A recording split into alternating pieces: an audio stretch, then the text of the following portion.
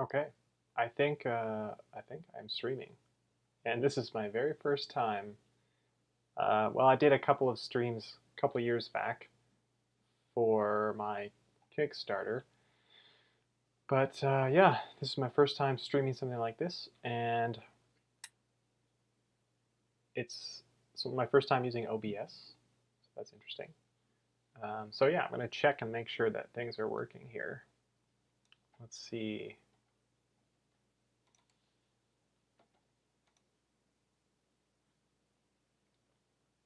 Live. This is live. That's great. Let's see if I can see myself coming through here. Nice. Okay.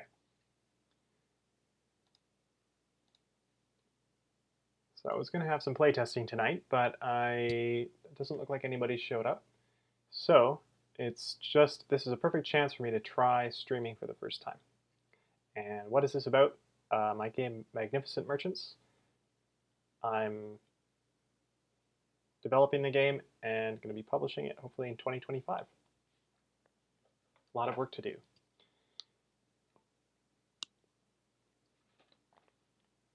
So yeah, what are we going to work on today?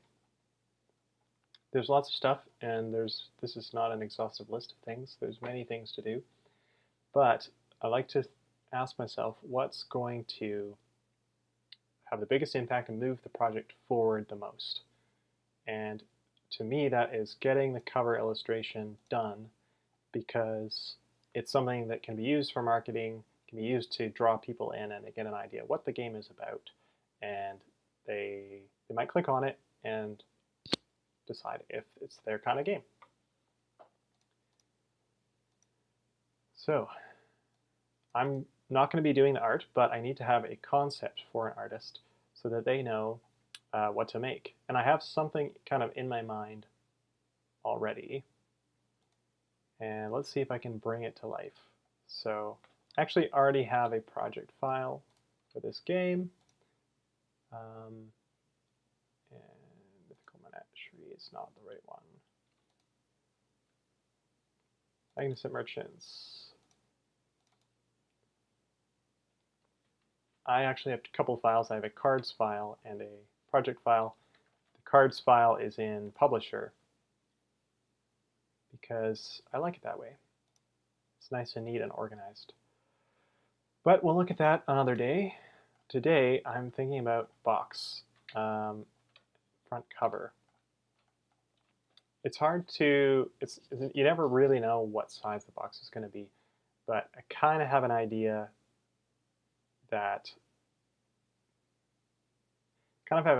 of it being like a medium square size box.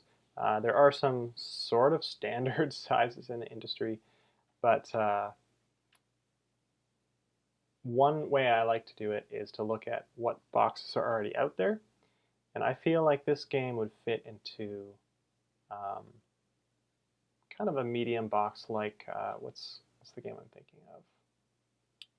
It's smaller than Catan.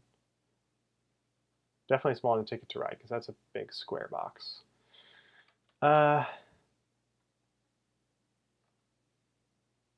Actually, I'm really designing the map to be square. So you can make a rectangle box, obviously put a square in it, but having a square box is kind of nice, I think. Well,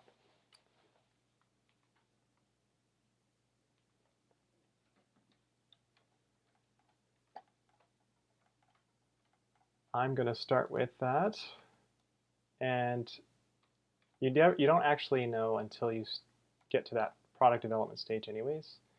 So you always have to make sure there's a lot of bleed around your work, make sure there's a lot of space that could be cut off, right? And I kind of want this design to wrap around the sides of the box, so it also has to be pretty big.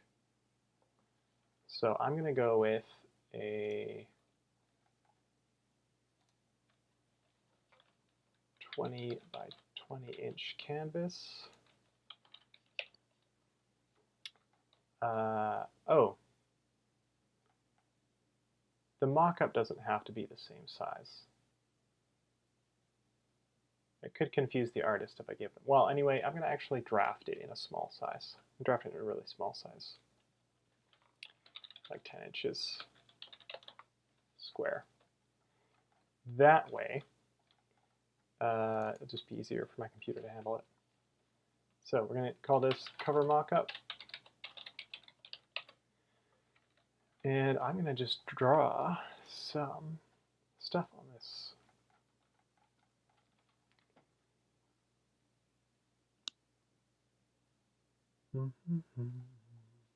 The pixel layer. And right, I'm thinking about, I need to kind of demarcate where the face of the box will be. So I'll do like bright gray.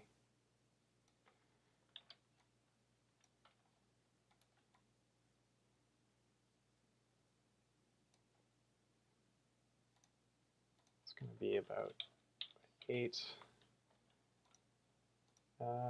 That's not quite as much margin as I'd like. I'm going to shrink it down.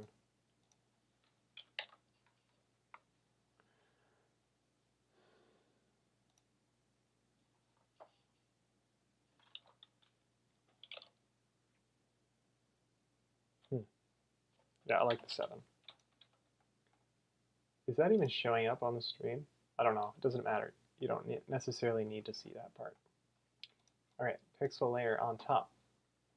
Let me grab a pencil, make it 2 point, and pressure. Don't think I need the stabilizer. All right, hang on. I don't want pencil. I want a pixel layer.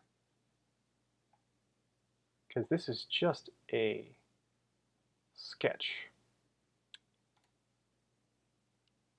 There, pen, brush, whatever.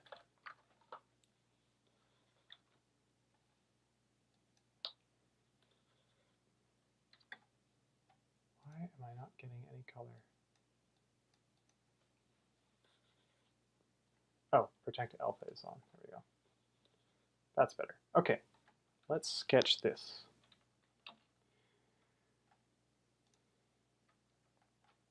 So my vision for this box is there's going to be obviously room for the logo, the title, kind of across the top here.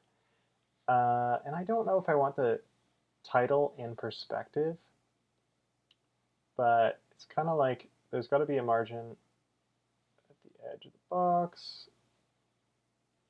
So we'll start with that.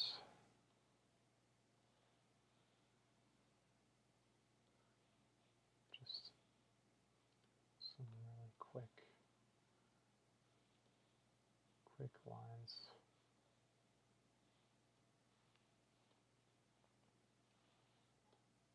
And then the title is going to be like a third, approximately. So let's set that into thirds. And it'd be kind of cool if the title actually was in perspective and kind of faded into the distance. Like, I don't know how that would work with this logo right now, but if I was like the point over here, the vanishing point,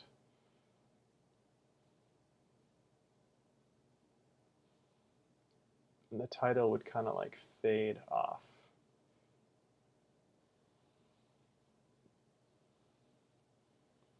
It would line up on the top.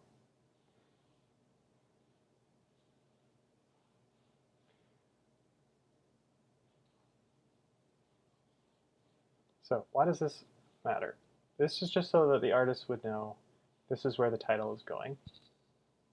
I still want art there, but I'm going to actually put a separate layer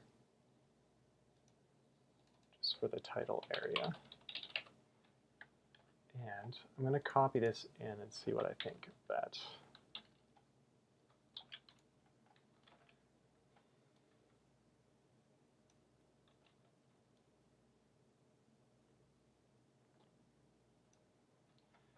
For the perspective, I can do a warp group. Warp group, perspective. Like that, and like that.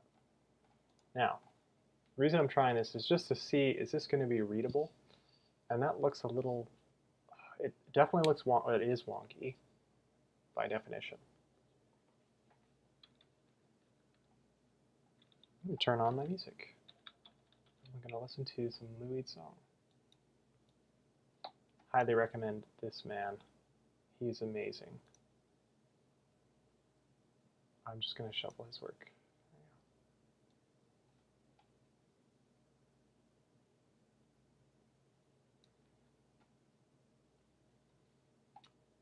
All right, I'll be right back.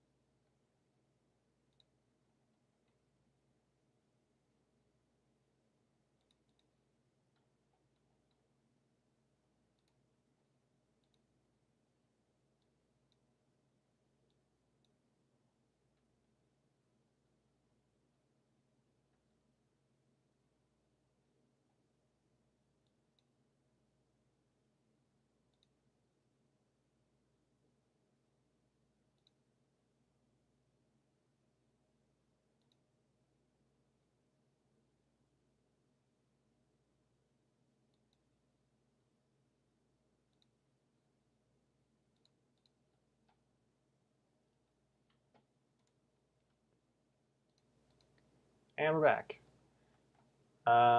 So I was saying I don't love this. It feels wonky.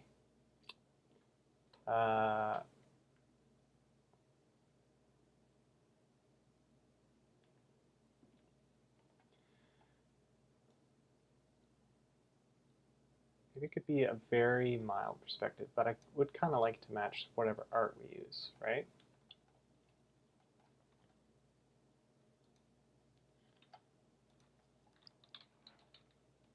Going to make another layer.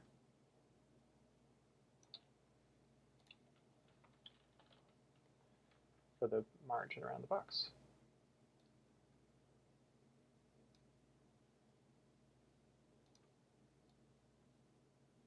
Okay, so this outer square is where it would hit the edge of the box. This inner square is kind of leaves us a margin to work with. Again, this is just a mock-up.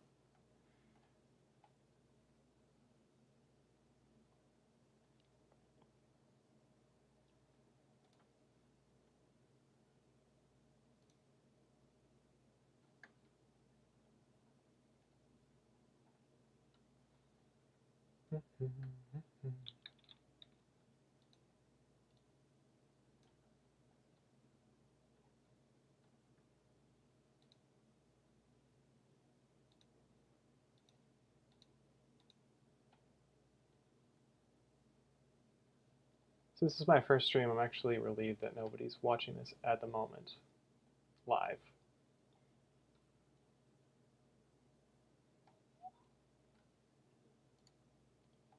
All right.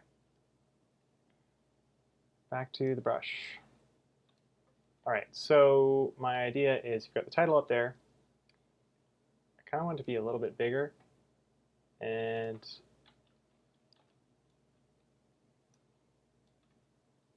there we go. Nice and beefy. And yeah, the perspective is interesting, but I don't know if it's going to work. It kind of just looks like it's smaller on one side.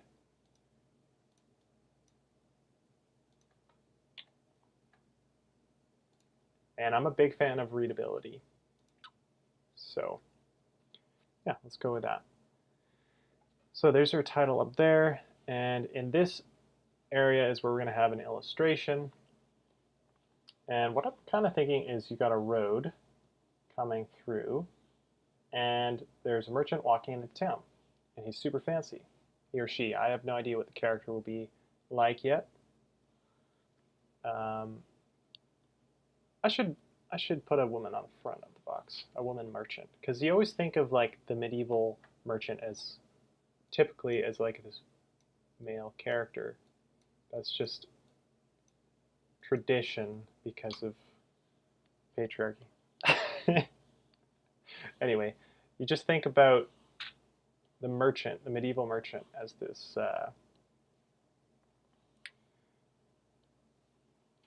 man, but I think it'd be cool if it was woman.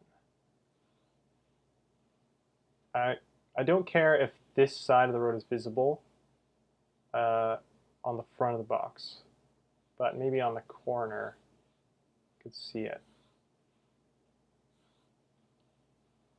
And a little perspective is going to be necessary, so it's slightly wider on this end than on this end. Does that give us enough room? Maybe I'll bring the road down to this line.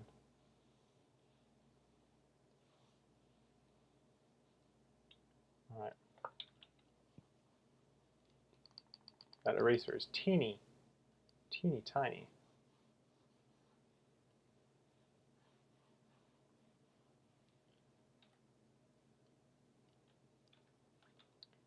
All right. So what is going on here? We've got a road. It's not quite the perspective I imagined, because I imagine you had like the sun off in the distance at the end of the road. It's like the merchant has been traveling all night to get here to sell their wares. So I'm going to actually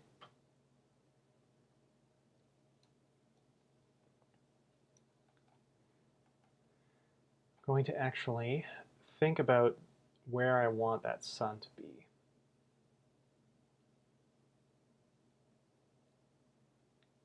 I need a horizon line. That's what I need.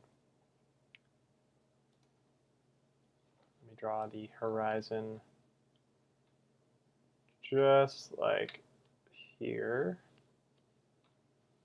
I got to turn off the pressure opacity stuff. Give me a basic round brush 4. That's better. I'm going to lighten the color though. It's just a bit too much. There we go. I am using a small graphics tablet, which helps me. I typically map it 1-to-1 though, because it's way easier for me at that resolution. Okay, so now I have a horizon. I would like the sun to be shining off to the side. It'd be kind of cool even if the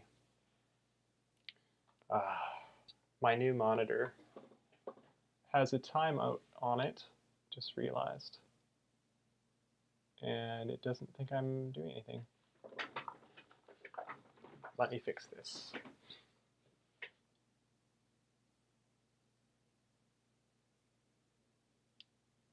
Keep this off timer? No.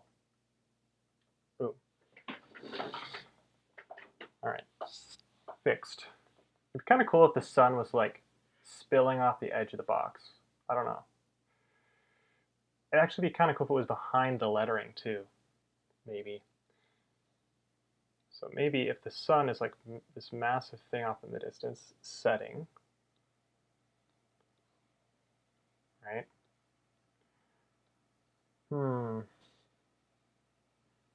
It's potentially cool, potentially not cool.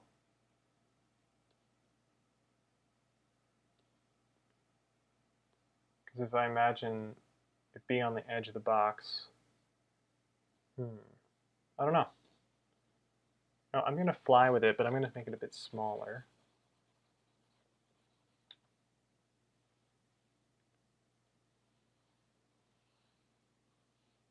I find it much easier to draw a circle than a half circle. That's pretty good. Okay, there's our big old sun. and the vantage point will be about there. So that means the road has to come out. I'm going to use my tools with a shift key to draw some straight lines out here.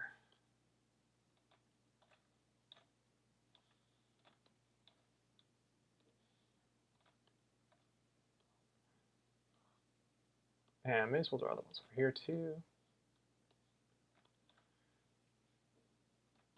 Alright, there we go. So where do I want the road to be? Probably, it depends where I want the figure to be. The figure should be off-center to the right, I think. So our merchant is like right here. Oh man, okay. All right. I guess the sun behind them, like that. And then the rest of the body. Yeah, I don't know how to draw people, just so you know. This is why I'm not illustrating this. I'm just mocking up for an actual artist. I mean, I am an artist, but a good artist. All right, so I can see a problem right away. Basically, I can't put them, I don't want them center, right? I want them kind of in the right, definitely in the right half. So if I just split it in half, then they've got to be right here somewhere. And they've got to be below the letters, obviously. And above the horizon, because that makes their head to be slightly above the horizon.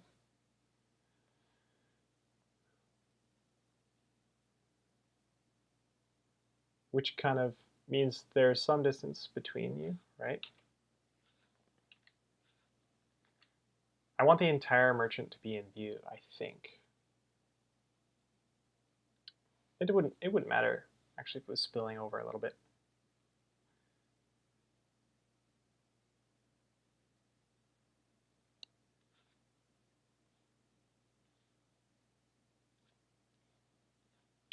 Okay, if the merchant is here,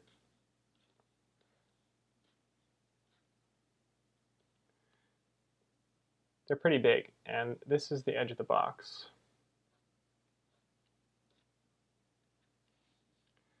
And of course they're actually walking, not in like this pose.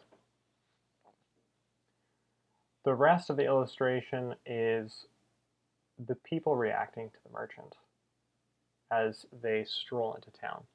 And of course the background, the village, right, all that. I don't like the position of the merchant. It's just too like, yeah. You know what? I'm gonna remap my pen. It's gonna be, my skills are gonna be showing, my lack of skills are gonna be showing. But I don't care.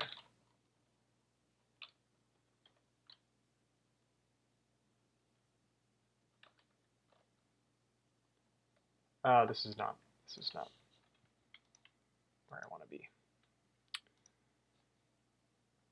Wake on, there we go.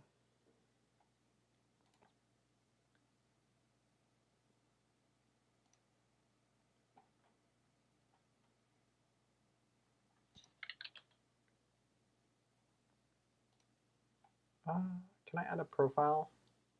Maybe not. I'm going to say screen area full. Oh, monitor 1. This makes it much harder for me.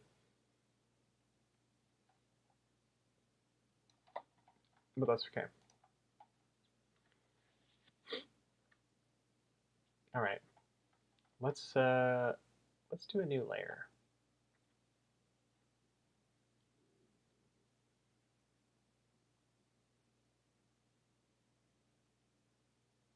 Let's do a new layer just for the merchant. I gotta just erase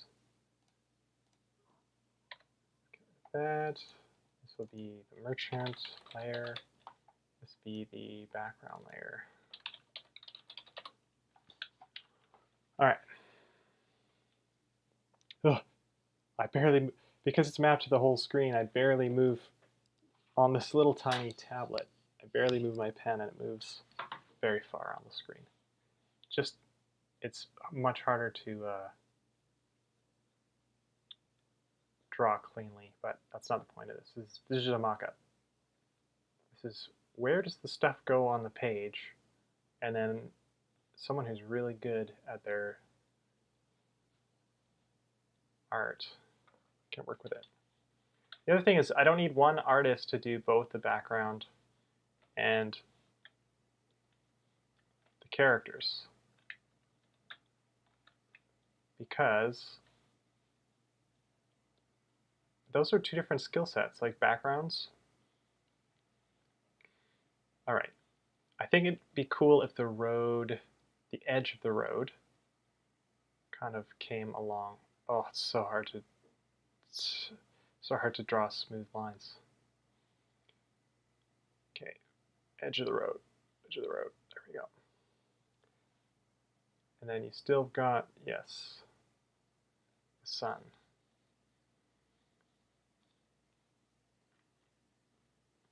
These other lines are just perspective. Let's actually switch to black.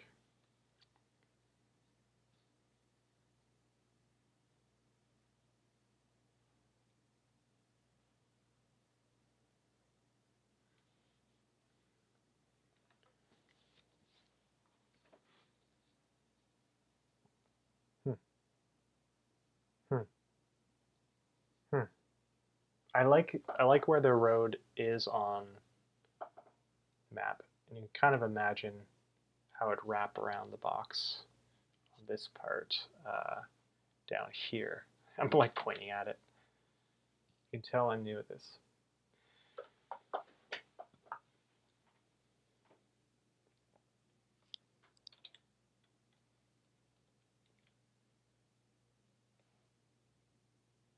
Yeah, nobody has nobody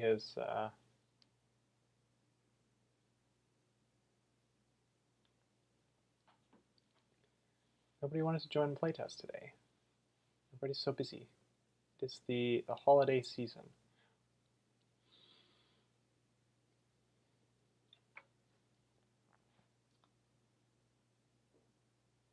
Okay, what else goes in the background? We've got buildings. Probably need, like, if the merchant is going to be, which I should draft the merchant. They are gonna go probably a bit smaller than I had before, but still like fitting half. So I feel like the halfway mark of the map, and the lowest they can go is here. They have to fit in this box. People are typically not that wide.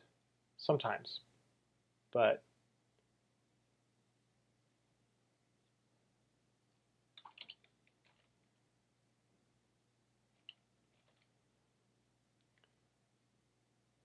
they also got to be walking on the road. That was what fell off. I want them to be like on the road.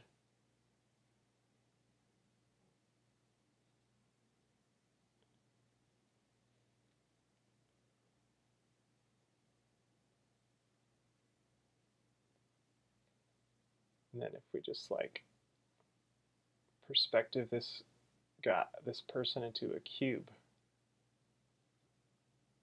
a rectangular prism.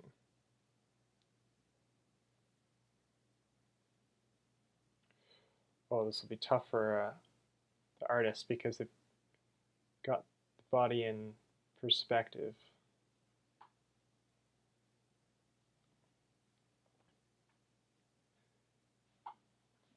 Now, is this enough space for the merchant?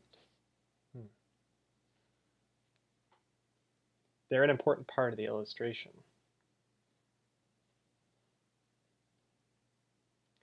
I don't even care if the artist uses my ideas. I just got to give them something to work with. that's kind of represents what's in my brain.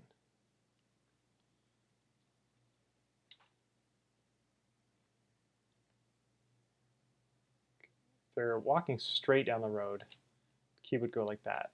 Otherwise, it would go like this.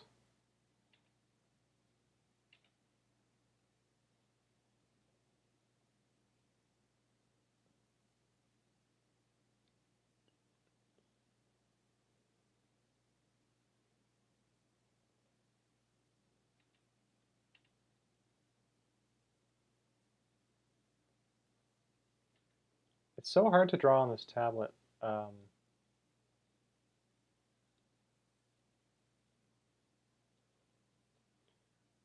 When it's mapped to the whole screen. But it feels like the best way to do it for streaming. So I might have to think about this. Basically, what I'm trying to do is establish a space where the merchant would be walking. So that's kind of where they would go.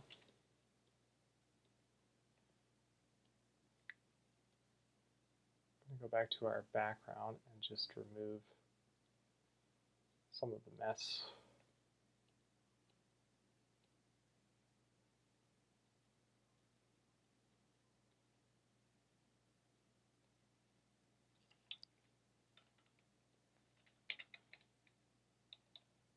Oh, that's not right.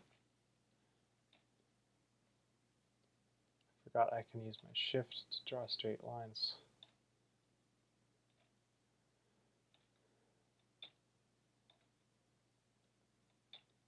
I can use perspective way easier if I do it this way.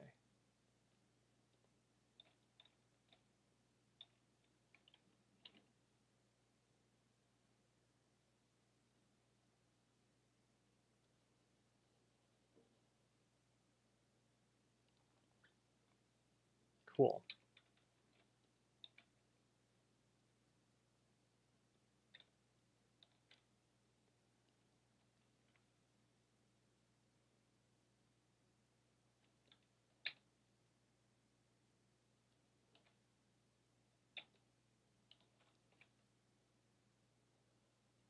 Cool. All right. Now, background. I'm going to actually just clean up everything behind. Oh, no. Need to leave the horizon. Just clean up the perspective lines. There we go.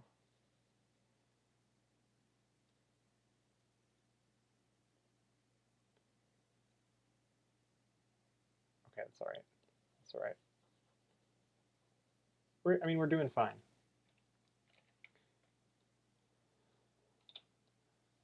Make the horizon a bit stronger.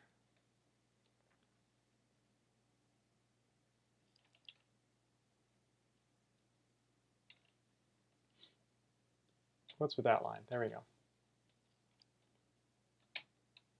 Oh. Oh. Oh. Okay, I gotta fix this.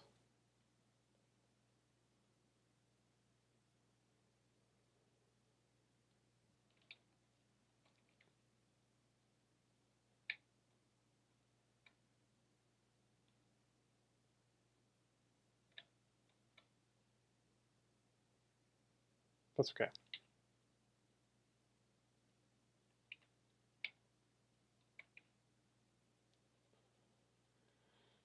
All right.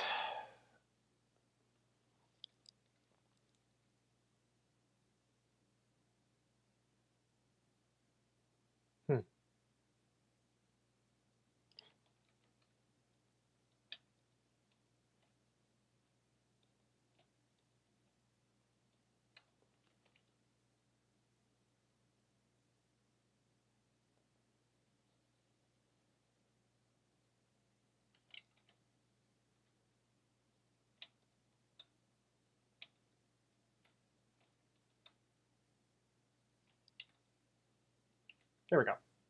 That's better. That is where... Look how long it took me to draw a cube. It's not even a cube. All right, back to the background. I'm thinking we want some stuff, like maybe a wagon here, maybe a horse and wagon. It'd be kind of funny if like even the horse is looking at the merchant. I don't know. We could have wagon's more of a foreground thing though. Background, we want village stands and houses and shops. So maybe artisans. I don't know. The roads here, typically stuff is going to be like spilling out onto the road. I feel like I struggle with composition in general because of my inexperience.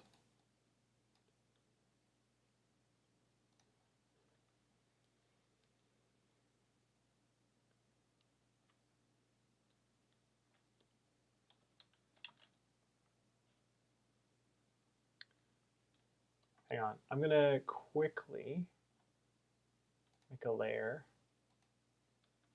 called title area.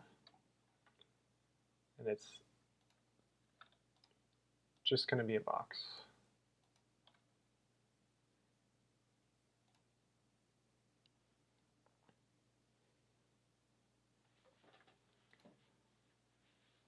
That just helps us remember where that is. Bring the opacity down.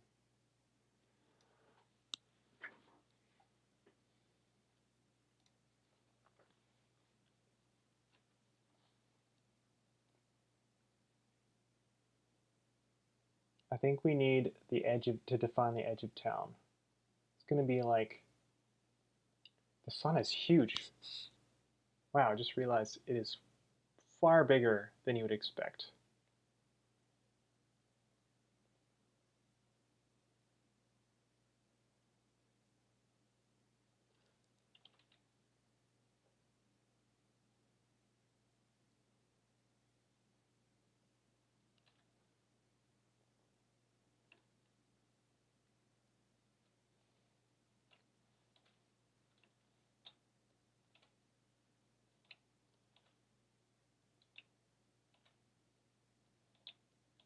There, shiny, shiny sun.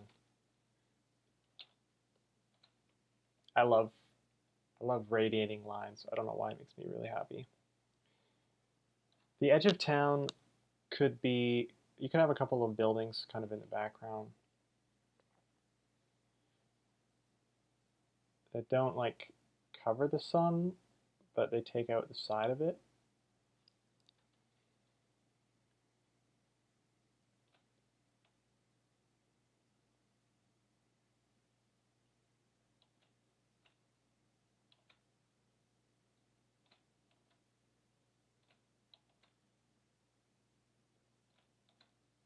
Like that. I don't know, might interfere too much with the sun.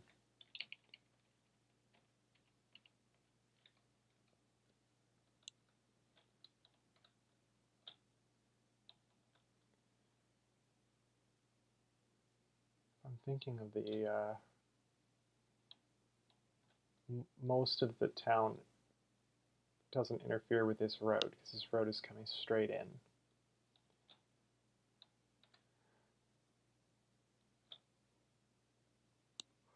But the buildings don't go right up to the road, so they can go like right there. And then, yeah, this line back here is fine for the backs of the buildings.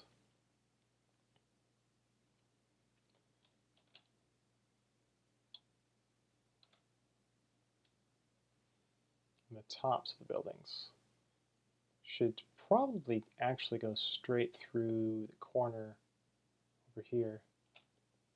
And like that. So that's the tops of the buildings. Not all the buildings are the same height, but it's going to be interesting to have some kind of structure.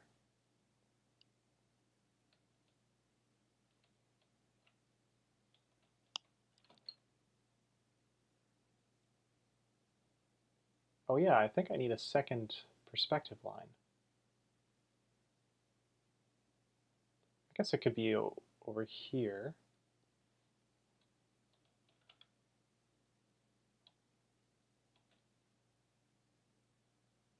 That's okay. So what if you have a building like starts here, goes to here? How would that wall look? Be like that? It's not too bad.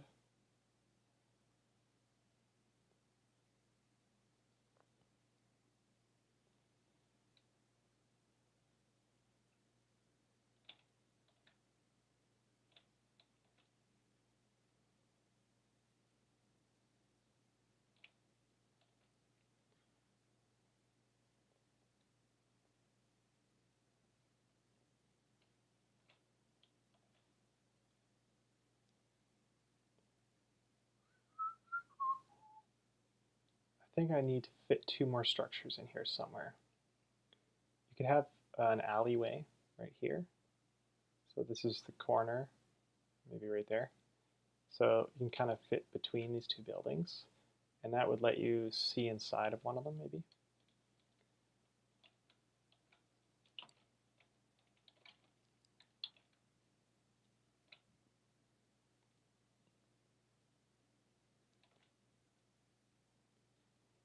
Top's buildings are right here.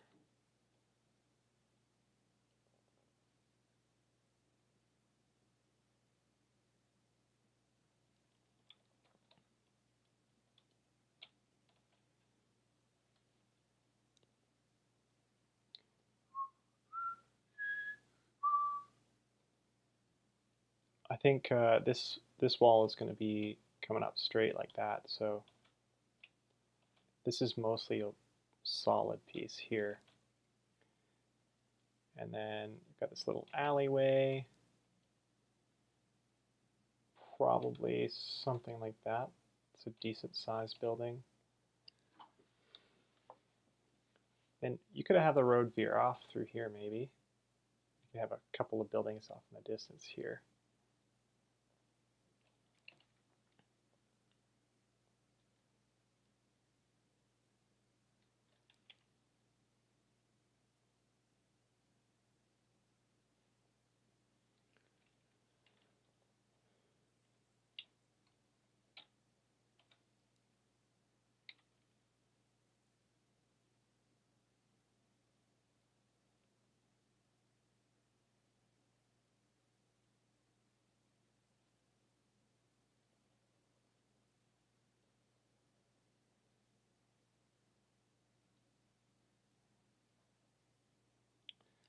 Erasing it helps me to picture what's going on better.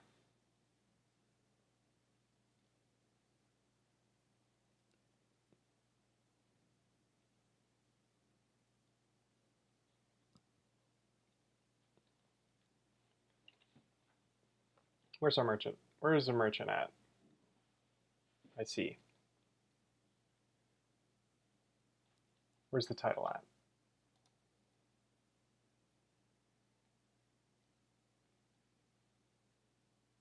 I'm going to remove the color from the title because it's very distracting.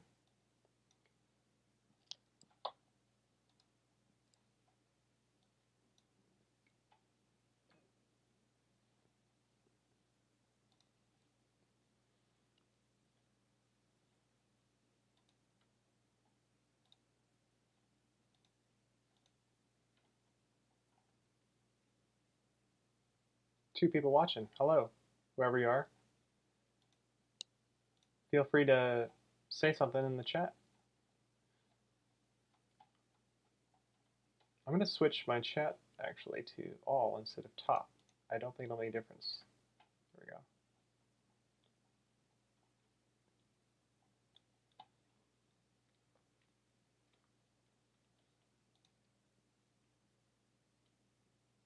Is my stream still coming through? Yeah, it is.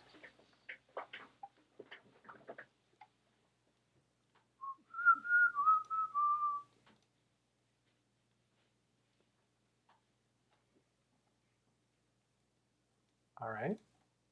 So what am I doing? I am laying out buildings, and the titles kind of, it looks like that'll work. The merchant is just standing right below this. It's all right. I feel like the merchant could be slightly bigger. This is just a cube to represent where they are in space. It's okay. Obviously, they're going to look a lot smaller when they don't fill that whole cube. So.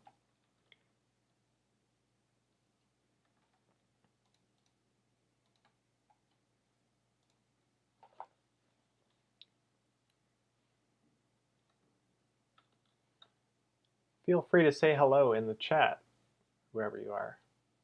All right. Where should I put the next? I'm going to take the title out of here.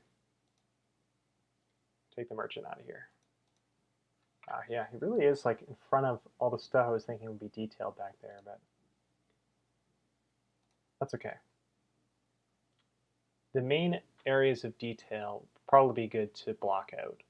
So if I just open a new pixel layer, kind of like focus area, and I'm just going to kind of fill stuff with a color, the really, really light color.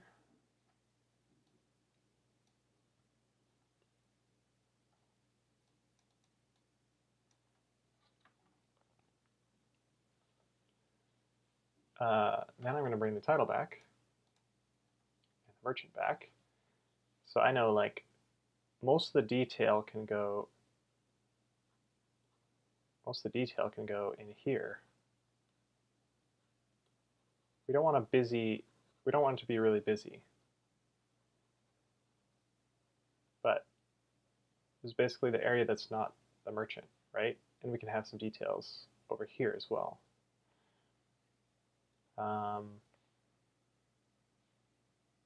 Probably not.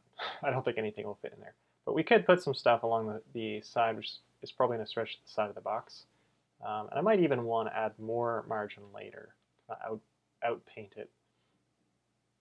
Let's do, this is probably an okay region to have some other details like this around here, all right? So if that's confusing, I'm sorry. Just helps. It's how my brain thinks. It's how my brain works. Okay, back to my other brush, which was a 4.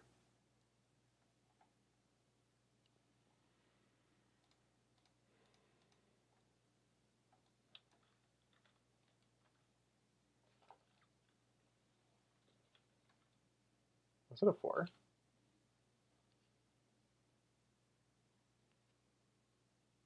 Maybe it was an 8. Super light now. Opacity's fine, hardness is fine.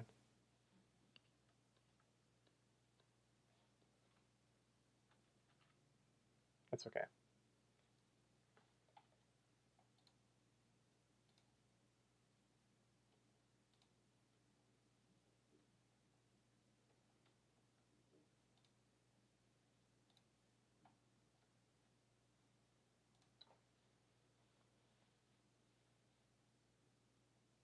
Okay.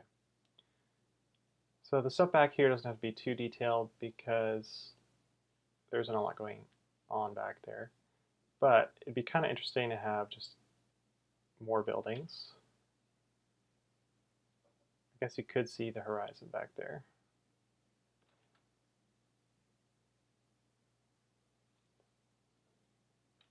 Wow, now it's super thick. What is going on? Oh, I was on the wrong layer before. That's what was happening. Okay, so we've got structure here, which maybe could actually be something more interesting.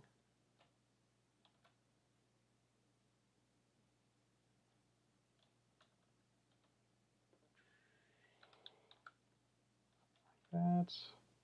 I don't know why I'm so worried about getting the perspective right when this is like literally just concept art.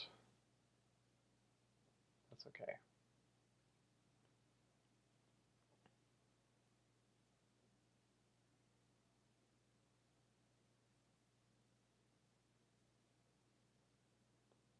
This could be like a bell tower or something.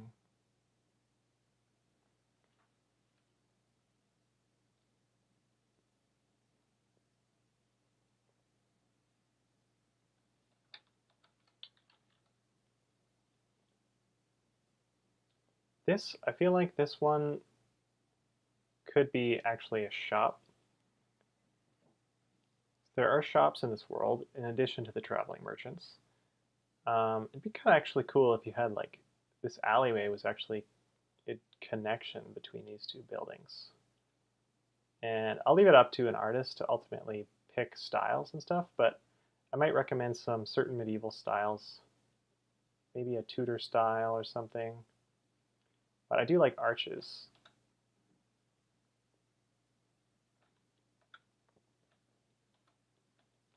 I should actually be careful not to do perfect perspective because I don't want the artist to rely on that.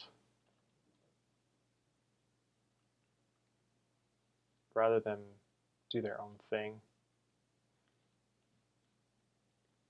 So this building, maybe you've got like, it's a pillar like that on either side.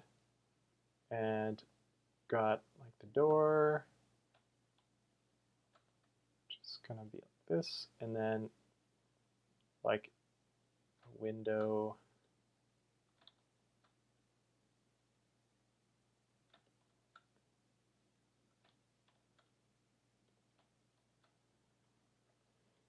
What am I doing? There we go.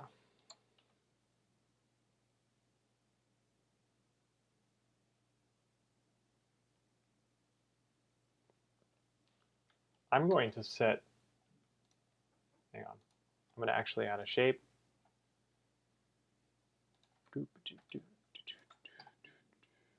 Right now I'm listening to Louis song. It's Black Friday, Charlie Brown.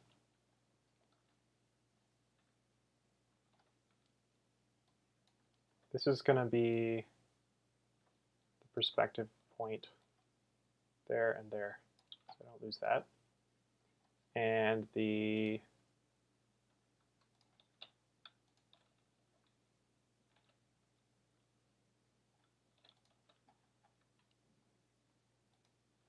horizon line.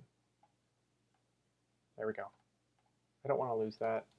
Although the horizon line could be a bit lighter.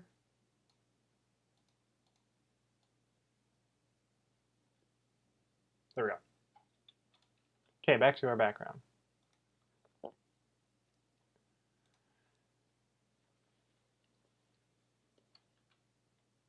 Oh, I want the color I had before. Hang on.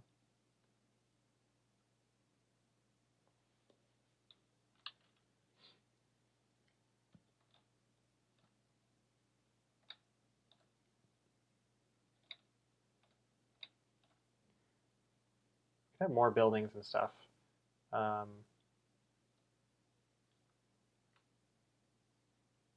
think it's, this could have like an awning.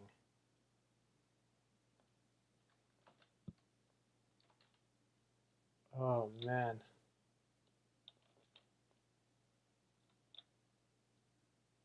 The perspective is bad. The awning could go above the door too.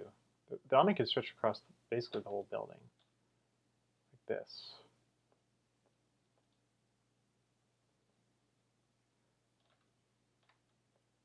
The artist is going to be like, what am I looking at? This is not helpful.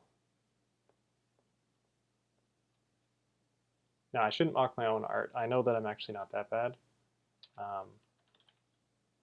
Using the tablet is tough and all that. Should never be too hard on oneself, especially because we're all learning. The angle on this awning seems off, but I'm not going to get caught up in these little details. I think having like the overall picture is all we need, you know. This is going to be inset slightly, this second floor.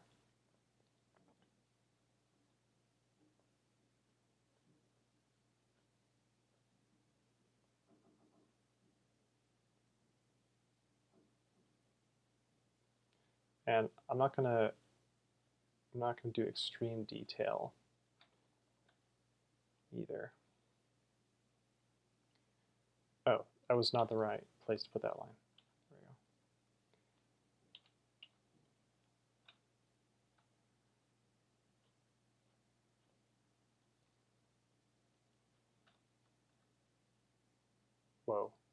interesting.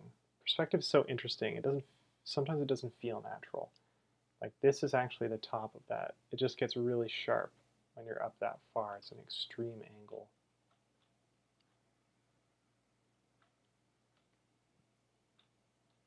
Wow. You could have a door up here. You know, you could have another arch. This is actually a bridge. Nobody knew. So this is there's a door there, doorway.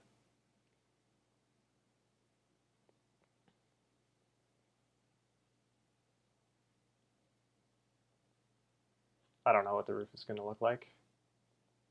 Just going to go like that. It's going to get real scratchy.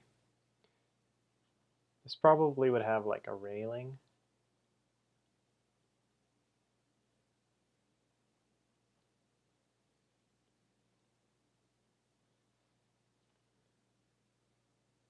And this would, there'd probably be like maybe a back door here. Side door? Maybe not. Maybe just some windows.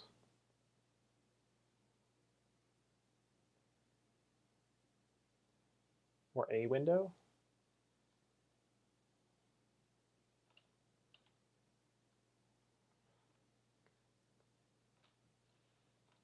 Okay. This one is a similar, it's connected with this little bridge. But I think it should be a pretty solid thing. Ooh, I have an idea. I'm starting to get distracted by these.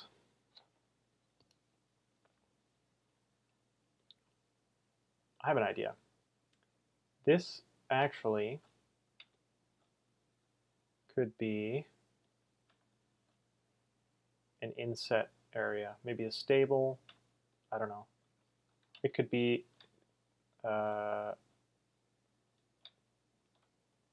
draw out a skeleton here.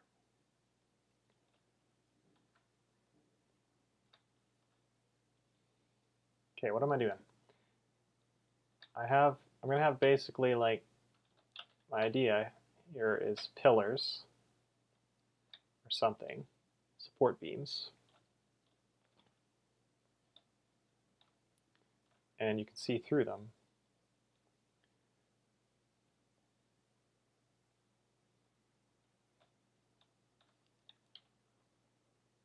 This is this size. This is like an open concept building where you just like need a 90-degree here.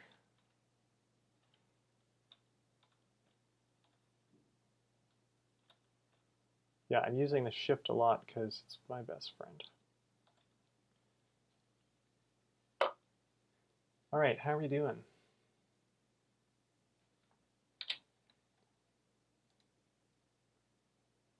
It's 7:06.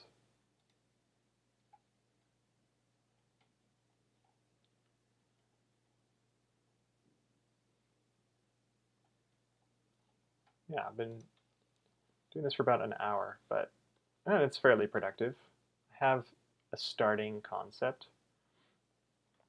I have no idea how to detail this kind of drawing. Like, at the end of the day, I'm going to be paying someone else to do the illustration on the box because doing a box illustration is a level of skill that takes years to hone. Years and years and years. Like, I can just imagine this is like, I can kind of imagine how it should look, but I can't make it a reality with my current skill level.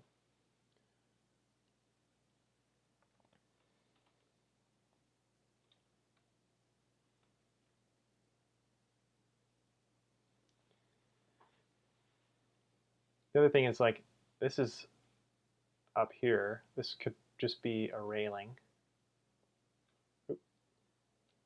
This building could just have a railing on top of it.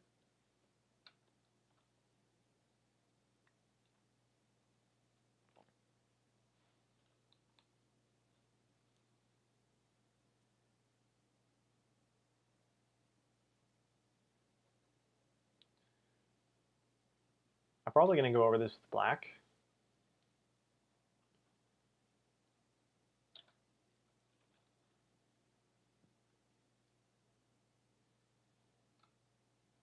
Oh no, I don't want this to, I want the railing to be inset. I know what the other lines mean. Nobody else does.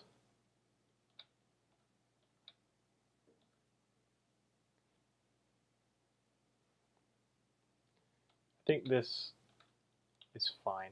It's good enough. That line should be steeper. There we go.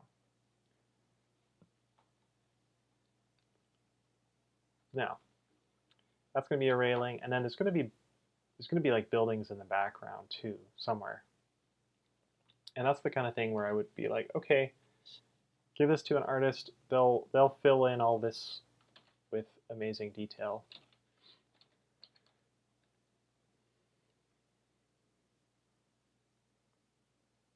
This would probably have like window.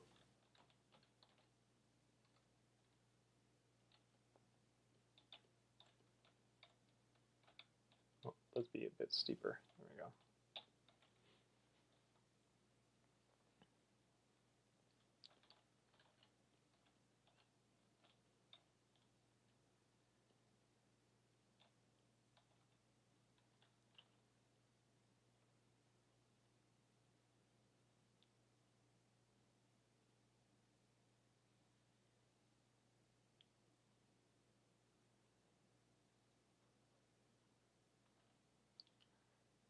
I think the back you would see is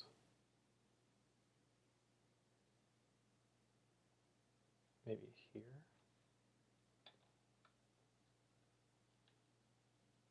So you probably want like the back corner of the wall. There we go.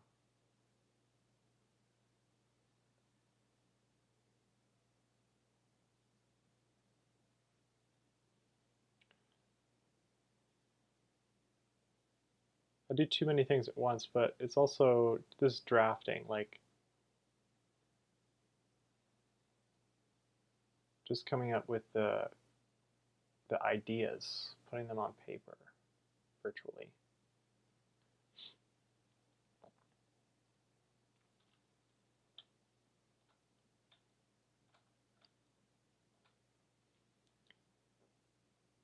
Oh yeah, need the other 45-degree angle bit.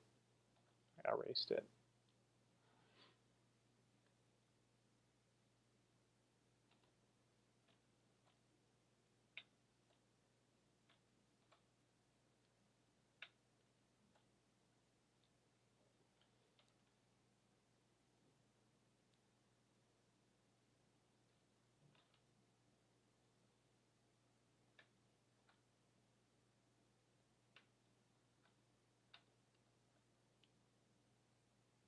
There we go. There's a few pillars for this kind of like stable-like building.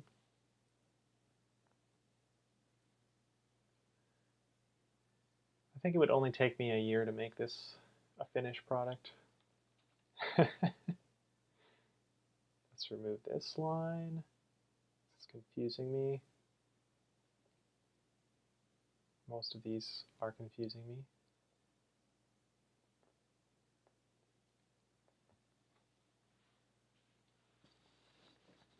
You know what I probably should do if I was a smart person is just put a whole bunch of perspective lines, like a grid. Does Affinity have perspective grid? Hang on. It has isometric. Oh, okay. It's like a regular grid. Okay. Yeah, never mind. Yeah, so maybe that's what I should do. I should do a bunch of perspective lines, and then I can continue to ideate. Because it'd just be easier to draw over.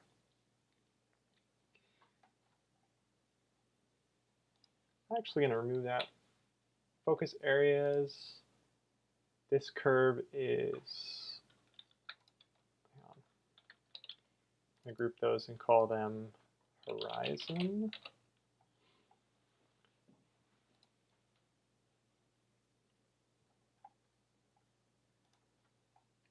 can use a shape to define the title area.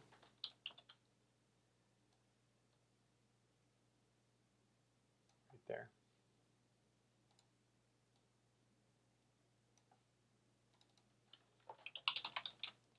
That's going to be a lot of where I place details. So I might change this whole thing.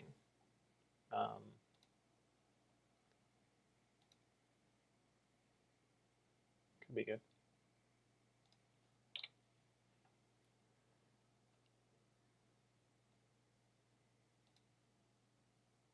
Let's bring our merchant back, our title back. Looking all right. Not too bad.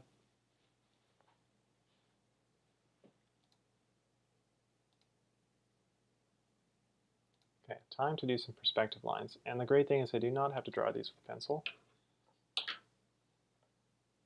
I can use the pen tool in a vector layer.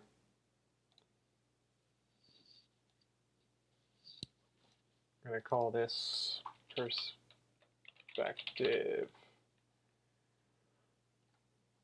I'm going to actually hide my other stuff.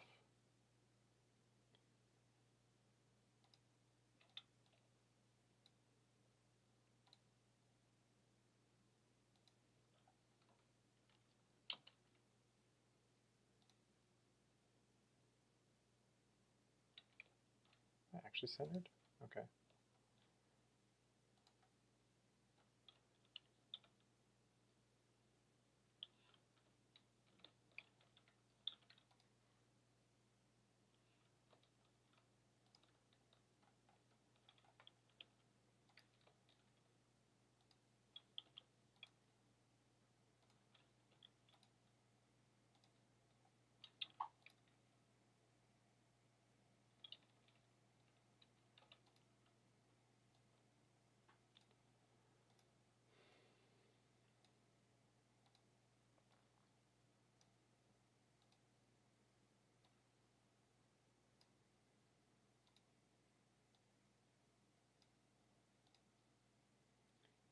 You know, it doesn't even have to fit on the artboard. If I make a square,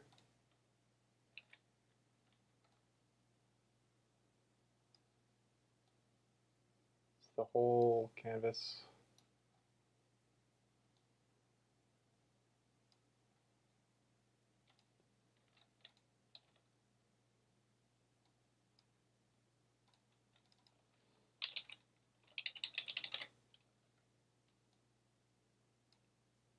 Don't need that layer anymore. Just have this square for perspective. And then this should be actually easy. The longest line is probably this one. So what we're going to do is copy it, move the rotation point to here, rotate it a tiny bit, duplicate, rotate. Oh, hang on, I want to rotate by a certain amount actually. This one,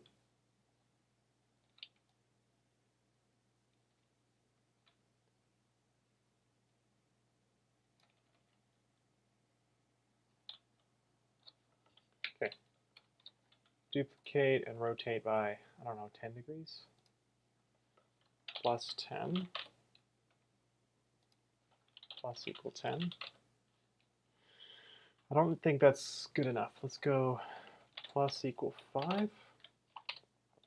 We're going to duplicate that, plus equal 5. And then every time we use Command J, duplicate again.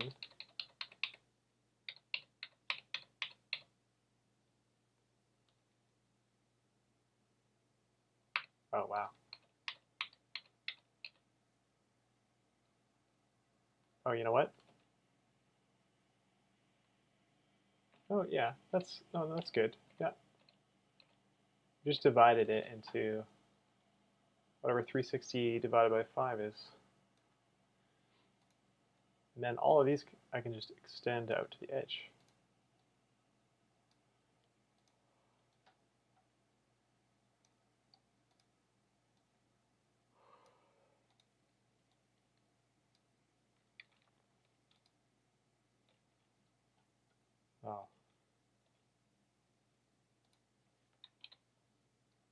This is driving me. This is okay. Those were just off and it was bothering me.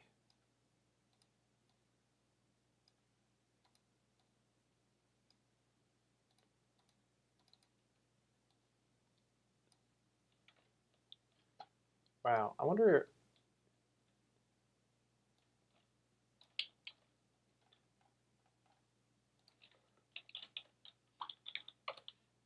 Oh, yeah, I can just rotate it 180 degrees.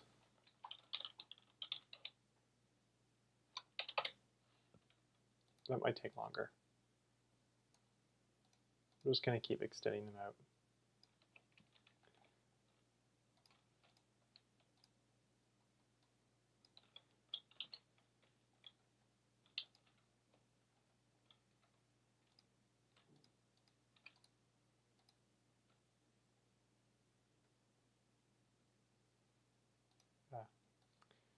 I always look for shortcuts to do things, but then all the times, honestly, the shortest way is just to do them all.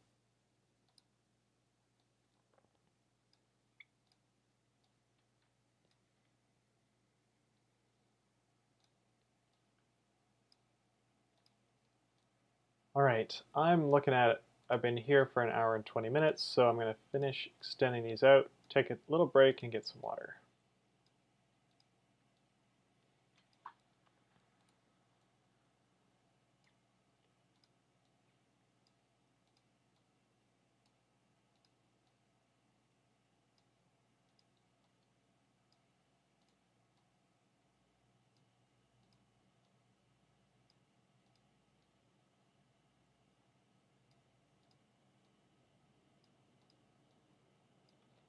Good enough.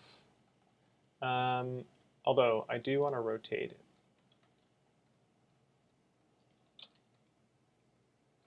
Because if we look at this, 0.6 degrees off of the horizon, I do not like. So I'm gonna move the rotation point to this dot. There we go. And add 0.6. Ha! Now everything is on the 5. Okay. Well, I did it. I did that. Now everything in the perspective, I should group these to make it easier to format them. Everything in this, I think, can do a light color. I can do a very thin 0.1, 0.2, 0.3. I think the thinness is good, but maybe I'll make it slightly darker color. Nice.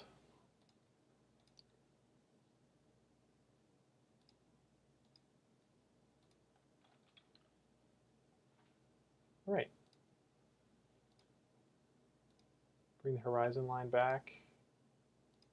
Bring the background back. Wow.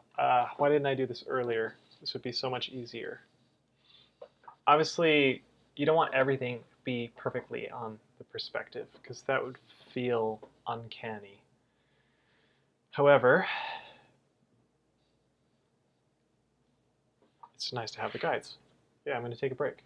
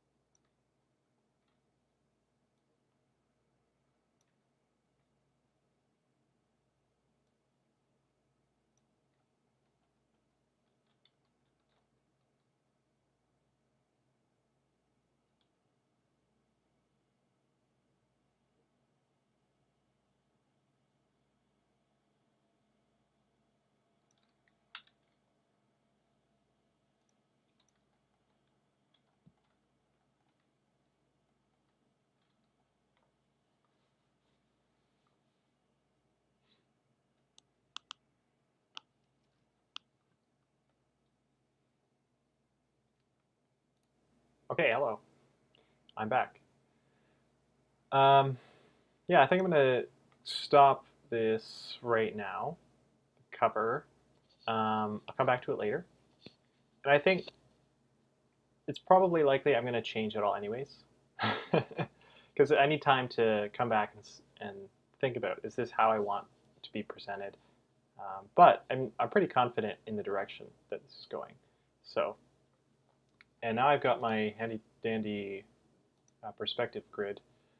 That's only, I just realized just now that that's only perspective from that one point, and this is 2-point perspective. Like I have this point over here, and I have the second dimension, which I was not following with the merchant. So yeah, that's a thing. So it is 2-point perspective, and that's overall better. It's more realistic. But yeah, I'm going to put that on pause and spend some time on world map. So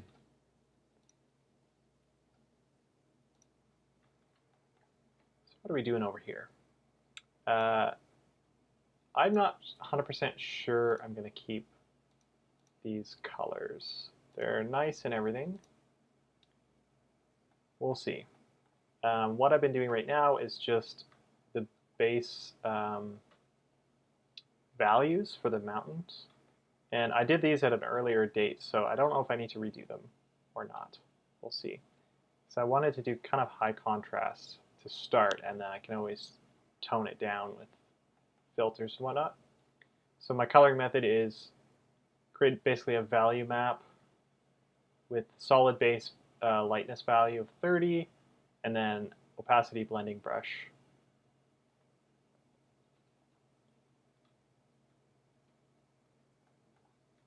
Yeah, so I already did all the mid and shadow, so I'm going to try light value 100 is too much.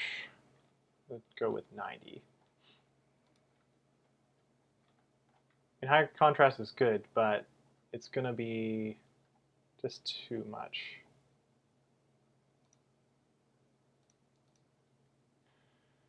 All right, let's see, mountains. Which brush was I using? My Rob's brushes. Smooth blend.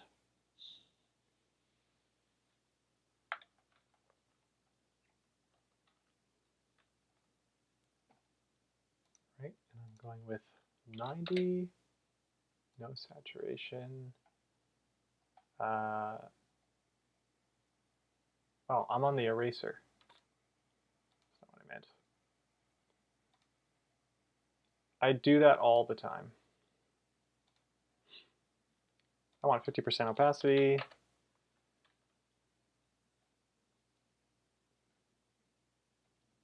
Yeah, looks good.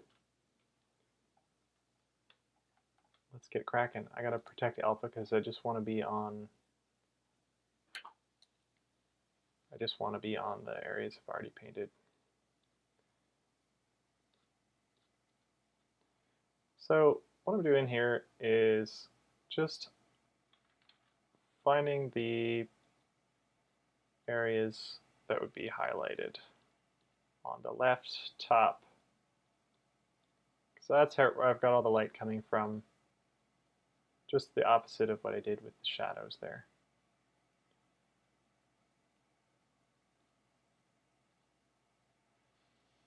And light would kind of creep around a little bit, reflecting off the ground, right? I am not like a pro artist.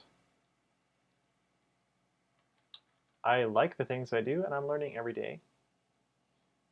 But I'm not necessarily saying you should follow my advice when it comes to art.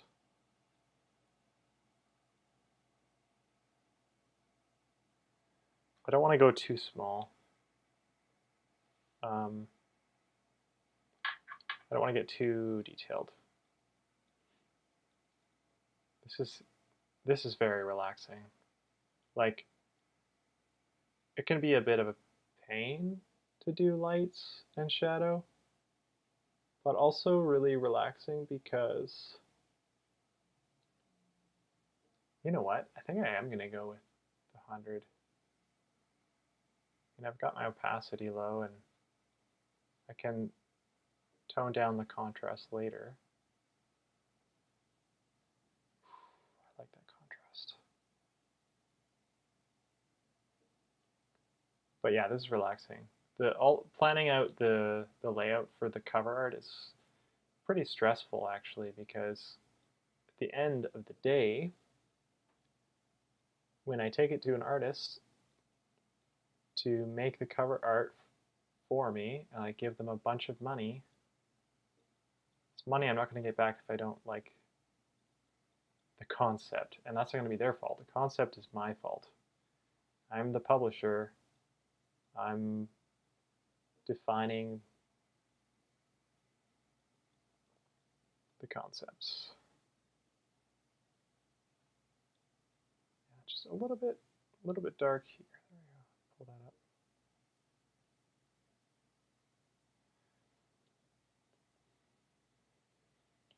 That's pretty good. That gives you an idea.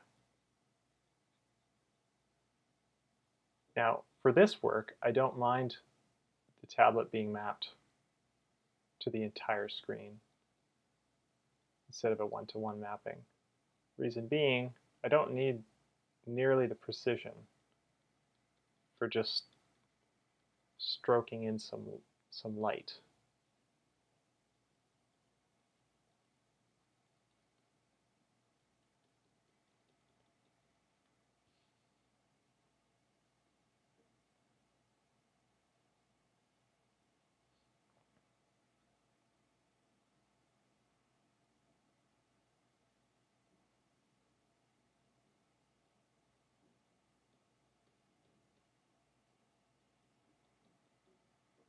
I'm going to be careful not to put too much tension in my wrist. I do that when I'm drawing. But this is far more relaxing, as I was saying, than the structural kind of like high stakes cover art. For one thing, the map is important for it to look good, but it's I think, a much lower skill level to just draw mountains, lakes, and there's a little bit of a lower expectation, I think, from the people playing the game. They still want a beautiful cover or a beautiful map, but the standard for that beauty is different.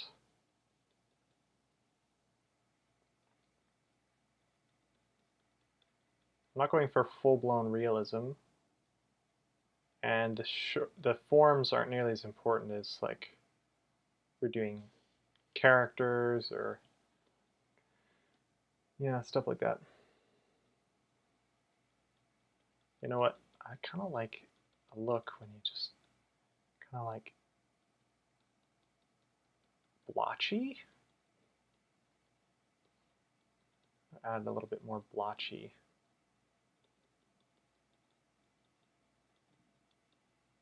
I think light isn't like, especially with an uneven surface like a mountain, it's not going to just be these perfectly straight, solid blocks. It's a gradient, and I feel like the blotches help with that. Oh.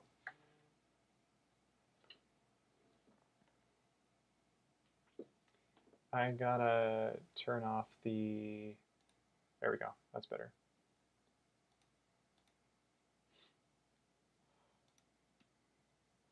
Much better.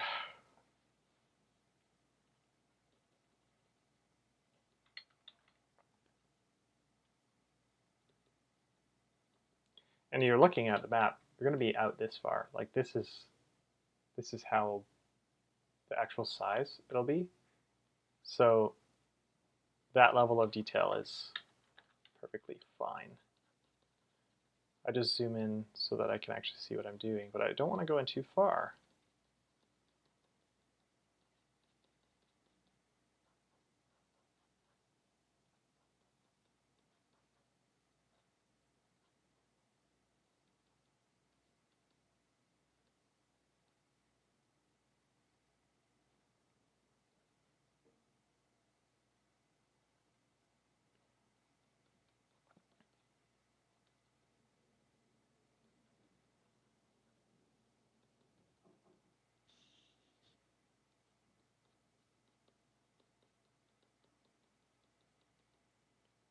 And just to clarify, this is not the color that the mountains will be.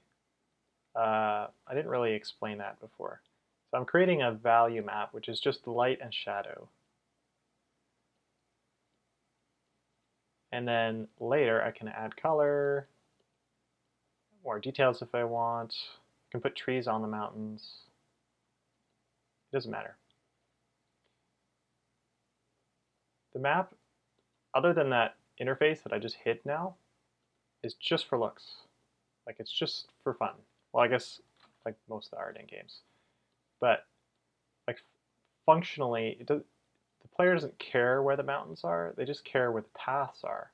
Because in this game, you travel on the paths only.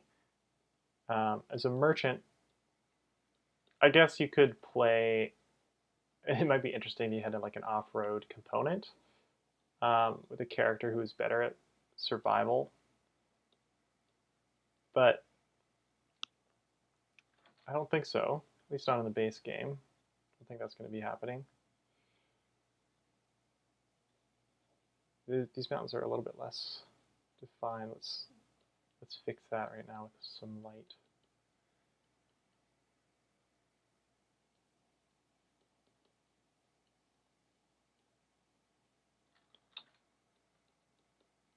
So where all the players really care about is the paths, which right now, for the prototype, are just, vector lines, just dashed lines,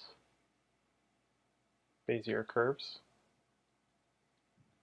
whatever.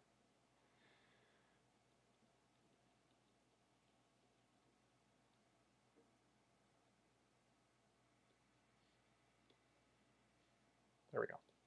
That's pretty cool. Oh, this would be a little bit lighter.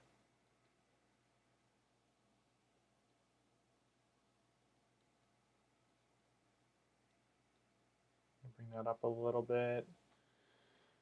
Cool. Right on. And I like to zoom out and see all my work so far. You can see like some lack of consistency. I got more light on this one, right?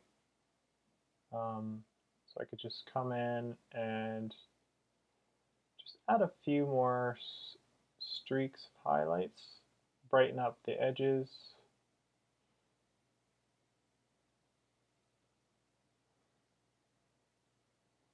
Just make sure I've got consistency, right?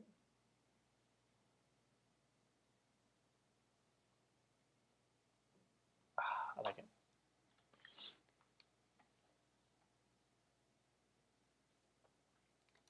There's the user interface. Right now it's pretty ugly. Well, depending on how you define beauty. I want better icons for the currencies, which were those three colored shapes: the gold kind of coins, the pink hexagons, and the blue squarish shapes. Those are the currencies of the region. So that's represents an actual coin that they make. You know, the people in the north, in this area, if you can see my cursor, are the pink land. They're the wealthiest, I believe. At least they produce the gaudiest goods, jewelry and whatnot. So I figure like the hexagon would be a really annoying shape to make a coin because it just costs more. Like a circle, I think making things out of circles probably cheaper and easier. I don't know. At least hexagons you can tile, so maybe they get some advantage from that. But not these ones, because they're rounded. Anyway, I'll make the icons a little bit more polished later, maybe in a future stream. Right now I'm making mountains.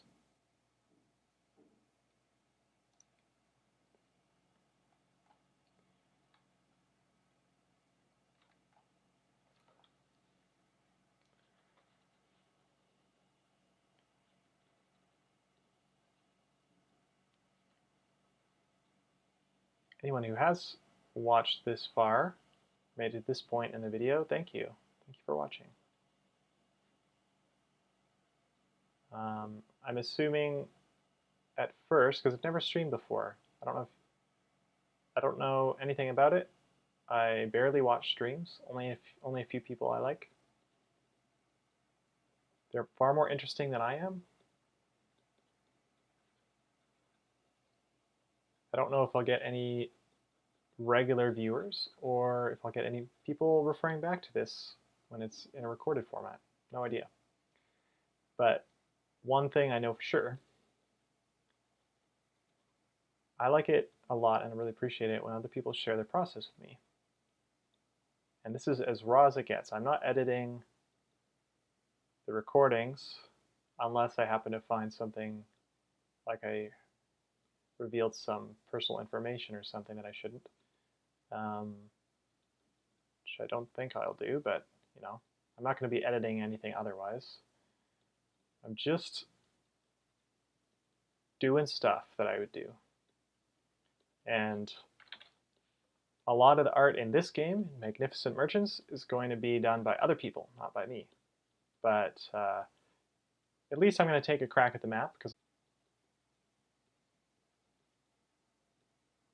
Mindfruit makes a little bit of money from ongoing sales from my last game, and my current game, Mythical, the card game is low margin in this case, so it's not like I'm making a ton of money, but I'll have enough between that and some contract work I did recently. On contract I made a board game, co-op board game for someone, and between all these kind of various sources, I should have enough money, enough budget to pay for art for this game. Real human art. What a concept.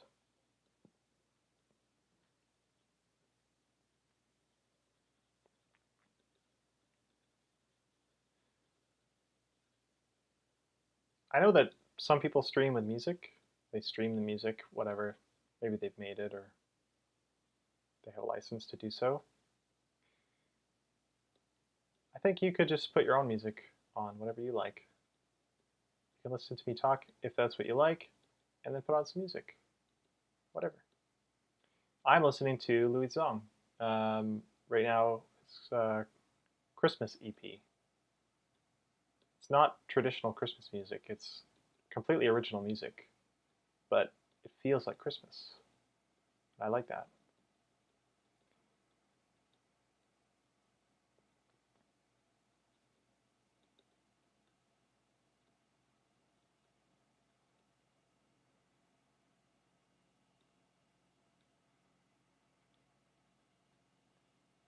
What does Christmas feel like? Why does the music have a Christmas feel? I don't know. It's got like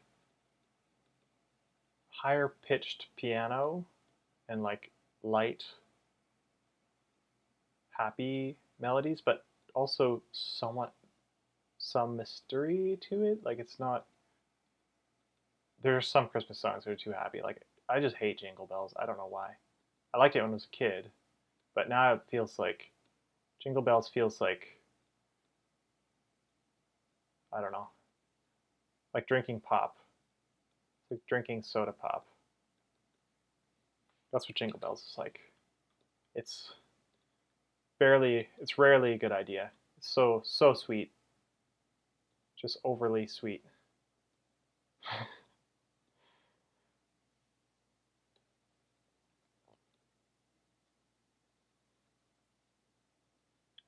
One thing I love about Affinity Designer is the mix of vector and raster. So you may have noticed the lines for the mountains are vector lines. And the reason I did that is because it is so much easier for me to rescale, change the stroke width, making changes after. I don't have to redo the whole map. I just select all of the strokes and adjust the size. And then for the color, for the fill, I'm using raster, bitmap, you know, pixels for this thing I'm doing right now. And that's great because I like the blending and the effects you can get from raster painting way more than vector. You can do some really interesting and ornate stuff with vector, don't get me wrong. But it's just like the natural, you know what, I don't like that. I kind of went into that valley there and I didn't. I'll go slightly into the valley. There we go.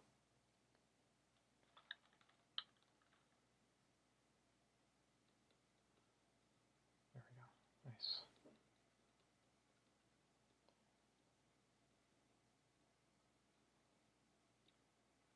I just like the natural feeling, the blending, the painting, right? It just, I can use all kinds of textures, effects, really like it. I guess this is kind of the back of this one. I don't know. It's hard to tell. That's good enough.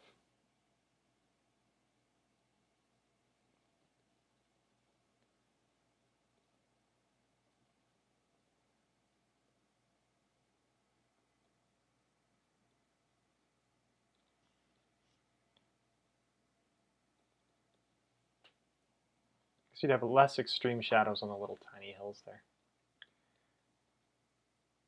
Now you might say, well, you can't scale up the raster though, like the paint. If you change the scale of the strokes, then you're going to have to redo all the paint. And that's somewhat true, but with blocks of color, you don't really get the same issues. Like I could probably scale it up quite a bit before you notice any pixelization.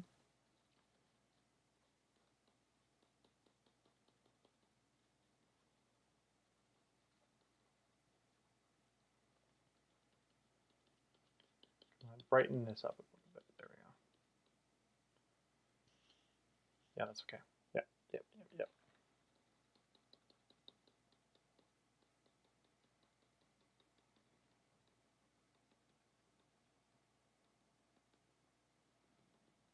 Ah, it's so relaxing.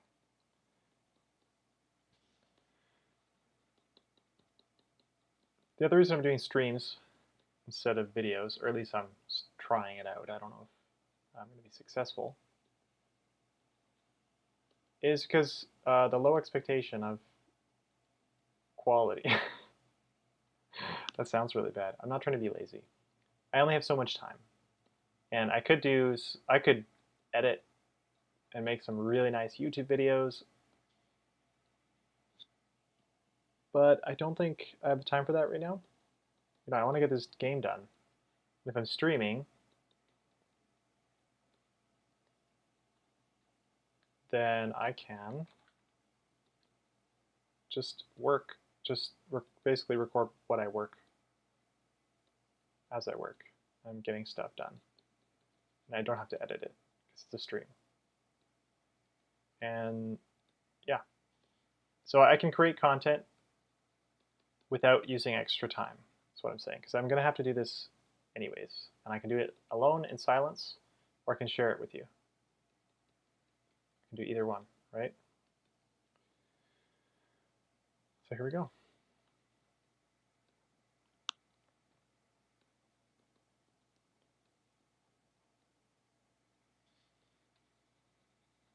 I think it'd be cool to stream on Twitch and YouTube. I don't know how to do that. I grabbed a plugin.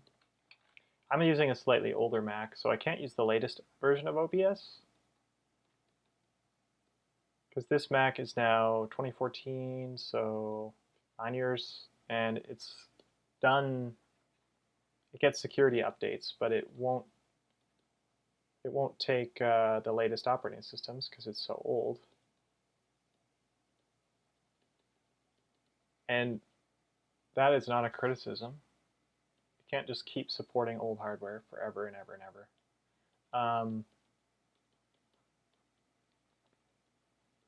That said, I have an older version of OBS because I have an older version of Mac because the newest version doesn't work. And then and I got a multi-stream plugin. It's a Japanese developer made this plugin. You probably know what it is if you know about streaming. And I can't get it to work. It just doesn't. The thing doesn't show up. I don't know why. The plugin like window for the plugin doesn't show up in OBS. So I'm not sure what to do about it. I have to work on it. Because it would be nice to just stream to both YouTube and Twitch and then see which does better. Because I don't know of anyone else streaming board game development. I don't know anyone else doing it. Actually, most board game developers, designers, publishers, etc. seem to basically do it in silence, as far as I can tell, because I don't see a lot. There are like Board Game Design Lab Facebook group and a few other Facebook groups for design that aren't coming to mind. These mountains I started with look a bit more dull, less contrast, less light. I'm going to go back and add more. I think I got a bit heavier there. Okay. So yeah, people go to those groups and they'll post, ask for help, post their work, kind of their current progress, post thought experiments, have petty arguments, you know, all those great things about social media. I see that all the time. But and not all designers though, like, geez, Ryan Lacotte and Red Raven Games, I've hardly ever see him or anyone in his company engage with the community at all. And it's not, again, not a criticism, just observation. It's just not for everybody. He makes amazing games.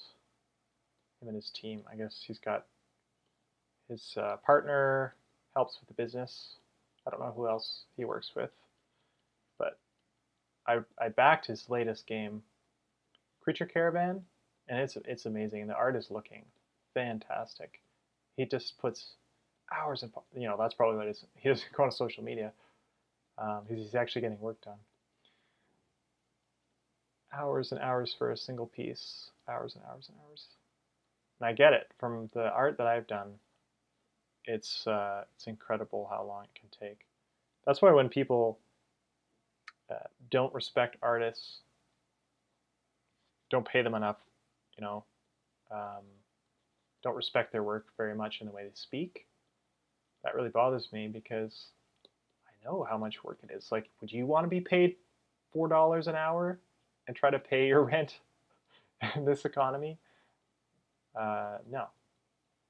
Cost of living has skyrocketed recently. A lot of people are just getting by. It'd be hard if art was your primary source of income if you're not already established. Where was I? Not a lot of board game developers stream. I see content creators like some people like Gabe Barrett design games, publish games, and do content. And then people that go on podcasts from time to time, they're doing content as well just by showing up and talking. Who else? Jamie Stegmaier posts his favorite mechanics in games. And of course, he's a publisher that you probably know. What is going on here? Okay, that's fine.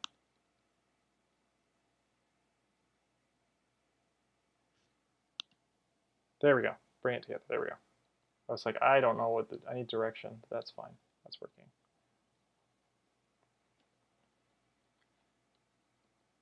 Got dark lines and dark shadows. Dark thick lines.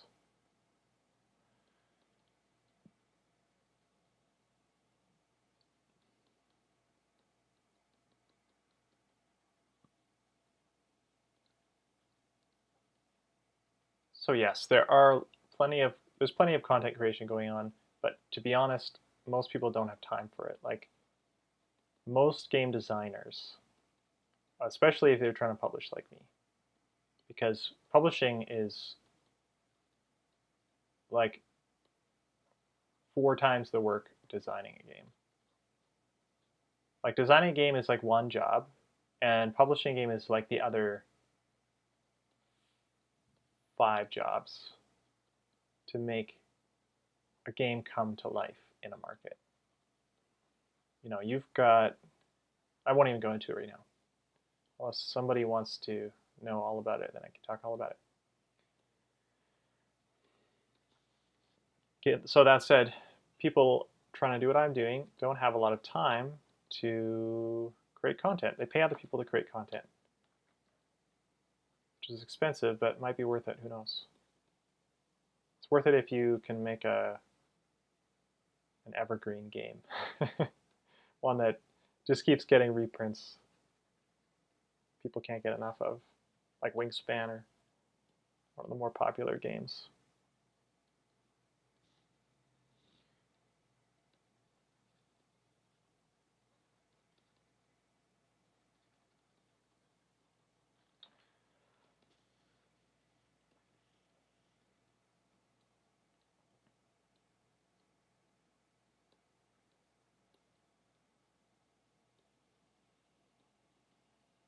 I guess I was more amateurish. I used to focus more on color. Now I focus way more on value. By value, I mean light and dark.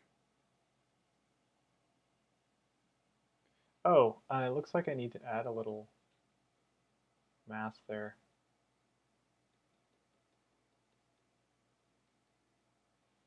There we go.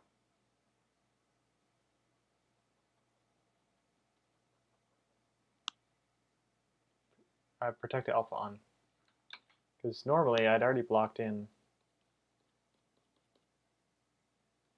the main areas.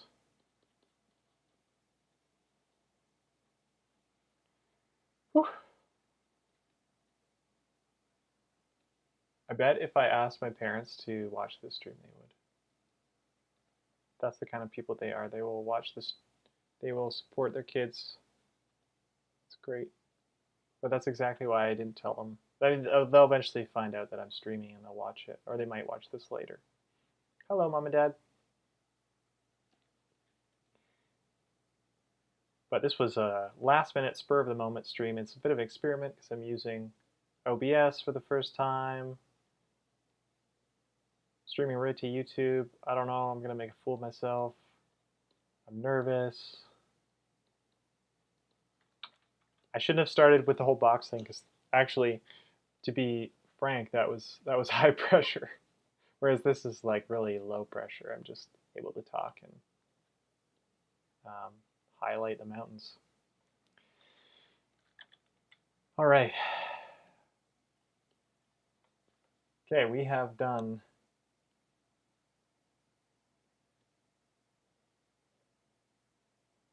I want to say 50% of the mass.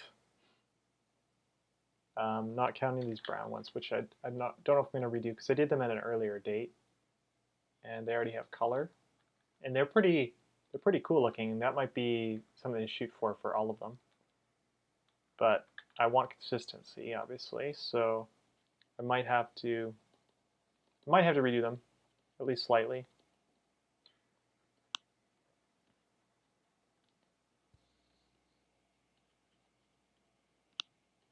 I love drawing mountains. Actually, I always have.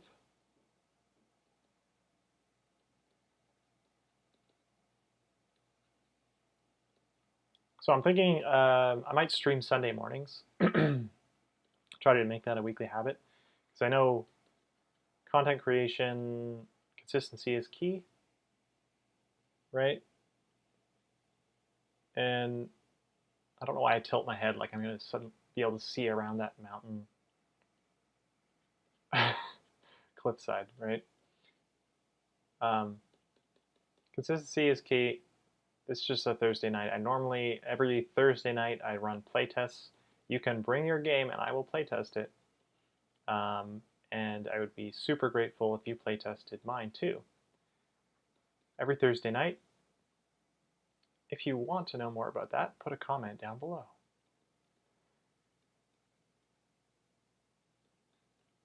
But if nobody shows up to playtesting, I can get some work done, which is a bonus.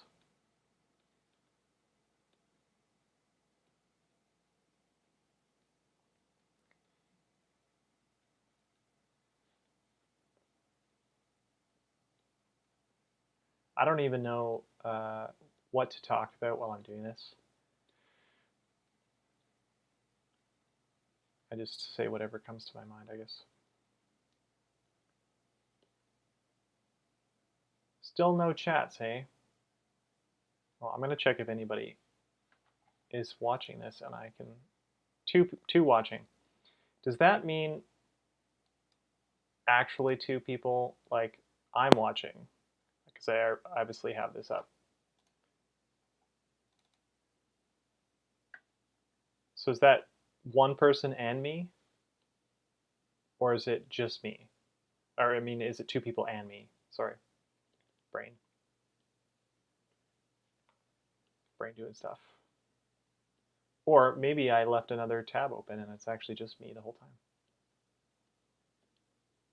I'm both people. I don't know if that's a thing. I would like to stream to both Twitch and YouTube and see which platform does better.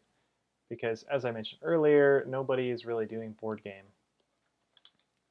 development on a stream that I have ever seen. Maybe I should actually Google that before I say that.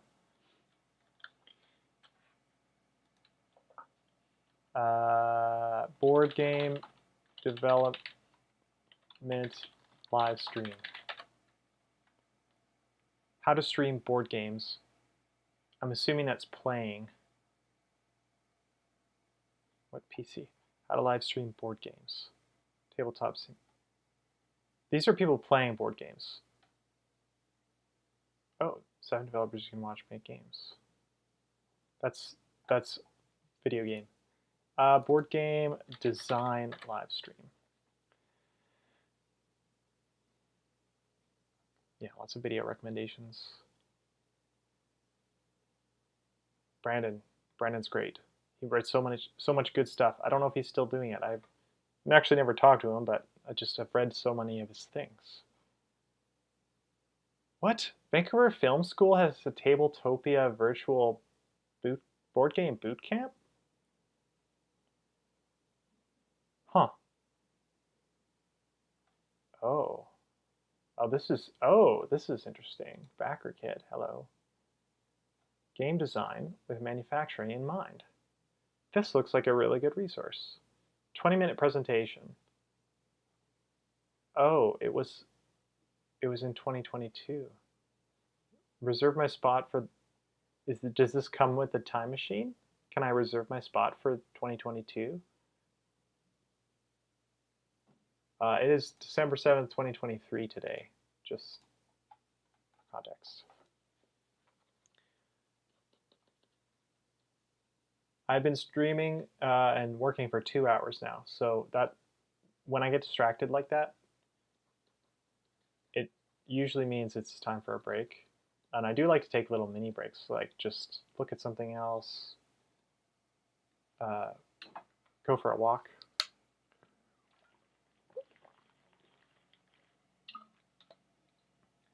Whew.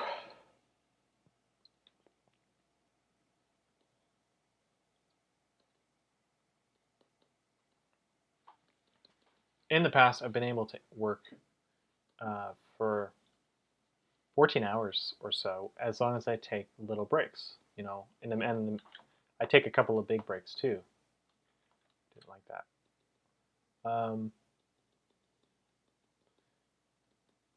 You know, in a 14-hour day, as long as I take at least an hour and a half of big breaks, like 2:45s or maybe an hour and a half hour, and I make sure I eat and I make sure I drink, and then also take a lot of tiny breaks, like 5 minutes every hour, maybe. Then I can work a lot.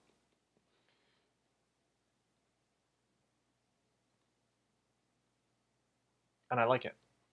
It's work if it's work that I like.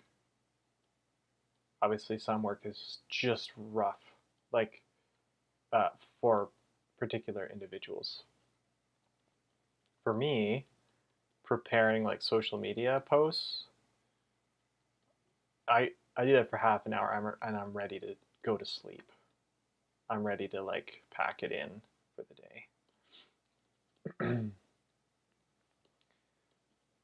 Art can be tiring if it's not like this.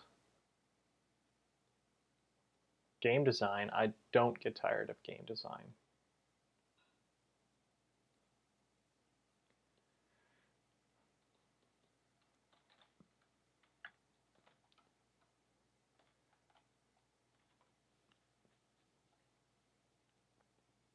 Are you tired of watching a man paint mountains?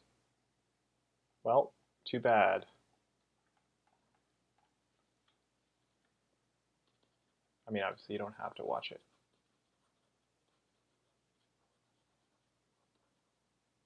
I think the toughest thing about anything in content or doing what I'm doing, which is making a product, is exposure. Getting it in front of people. Like, nobody's gonna notice that I'm streaming on a Thursday night randomly when I don't have an audience.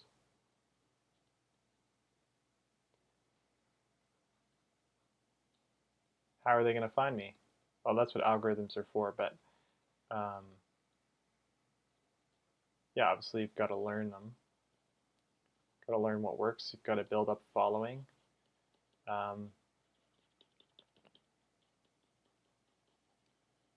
Ooh, I like this. This is going well. Yeah, I really like that. Splotchy. I don't know why I like that so much. I think it's the contrast. Like, brighter up here, a little bit darker down here, a lot of variation because this is rock, right? This is a rough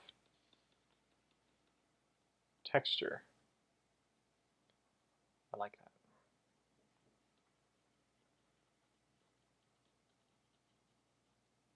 And I'm just using white. Like I'm literally just using white on this background. I've already done 30 value, lightness 30 and lightness 0. But by using a 50% opacity brush, like my first pass is only 50 value. Second pass, add 50%, add 50%, add 50%. And soon it reaches a point where it rounds up to 100. But with one, you can do this with any color. You can just have this like, use opacity to create variation. It's really fun.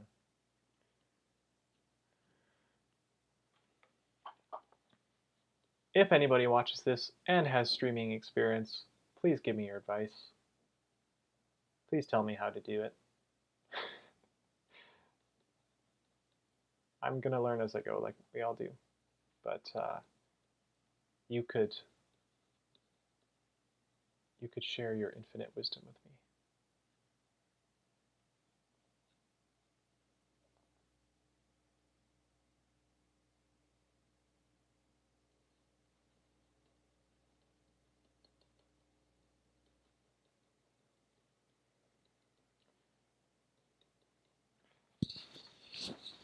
I used to do only like parallel light.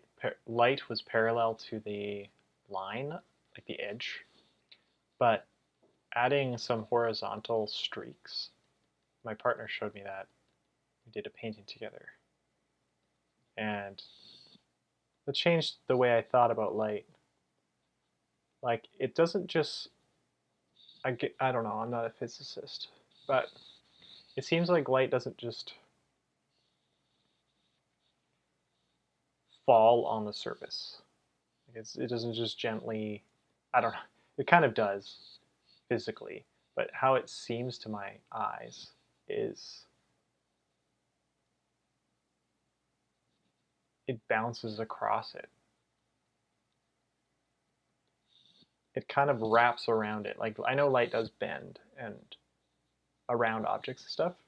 That's how you get shadows and stuff. There's, you know, light, there's still light in the shadows.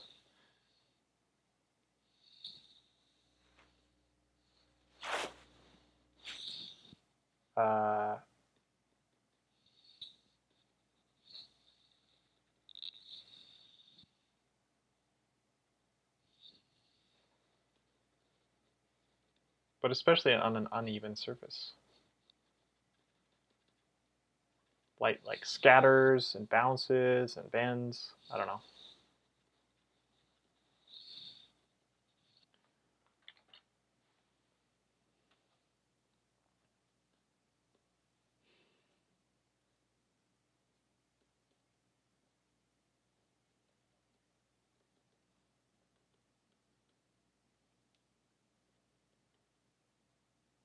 It's almost like it's reaching around, right? I do these horizontal lines. It's like it's reaching around, grabbed the mountain from the side, and it like holds it. I don't know. I'm just talking crazy talk now. Nonsense.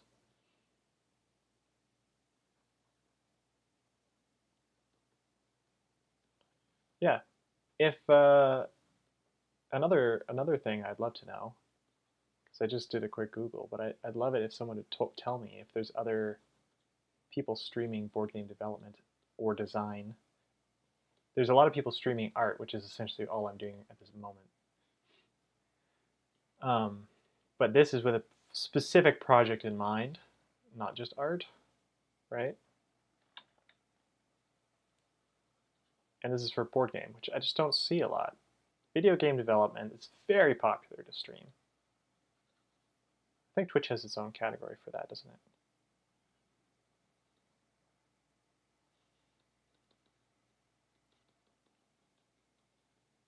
But once you've discovered how awesome board games are,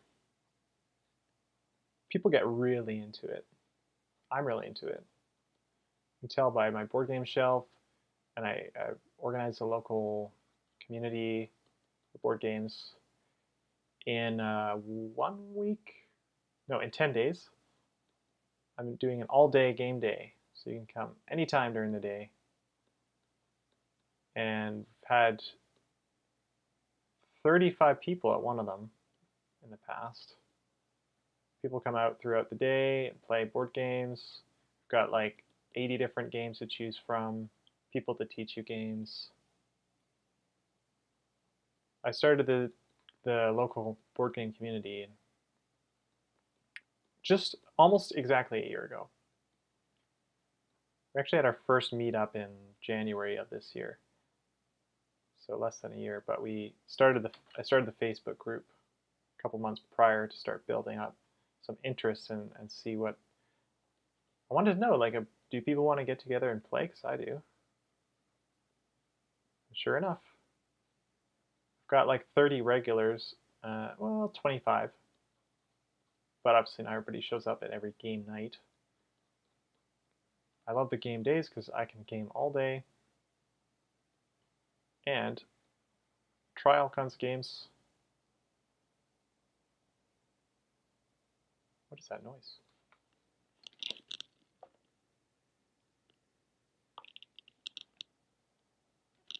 I don't know if that's coming through my shoddy mic, which I want to replace. But it sounds like a laundry machine, but like it's right here, which doesn't make any sense because people don't put laundry machines on the 3rd floor of a townhouse.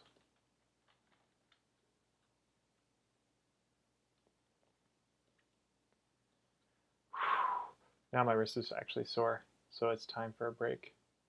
I might come back to this mountain range.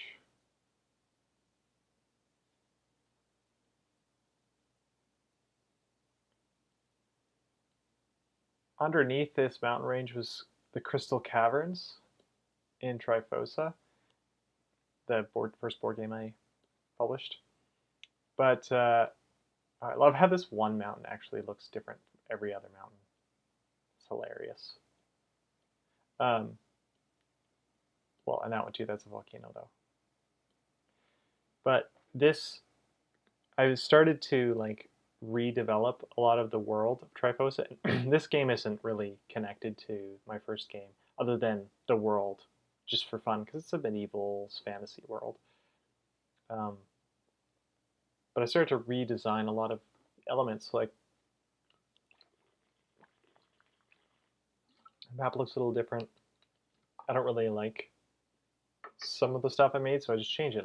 In universe, things change in real life, so. I am done with this pen for tonight.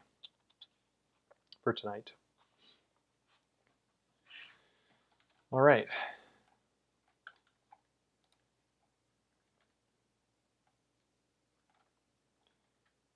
Let's give ourselves a little bit of a rating. So, illustration, the map. I'm gonna say, gotta work on the mountain values, which are the light and the dark. I need to come up with a color scheme for the map because I haven't decided on all the colors that you're seeing.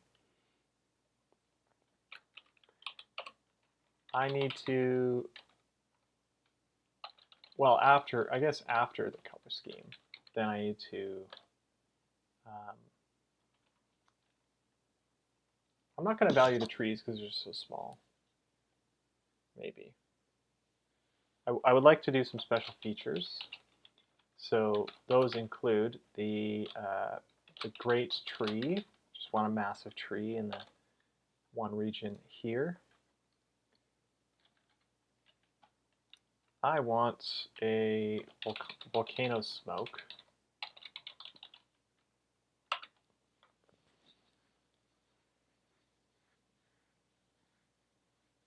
it'd be kind of nice if the towns were actually look like towns. I'll have to think about that. Maybe some like zoomed in towns.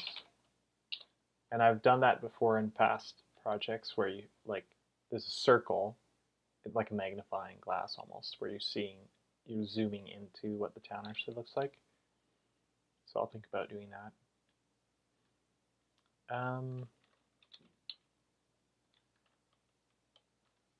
Color scheme includes coloring the mountains and whatnot. Yeah. So I'm going to say this is 80% done.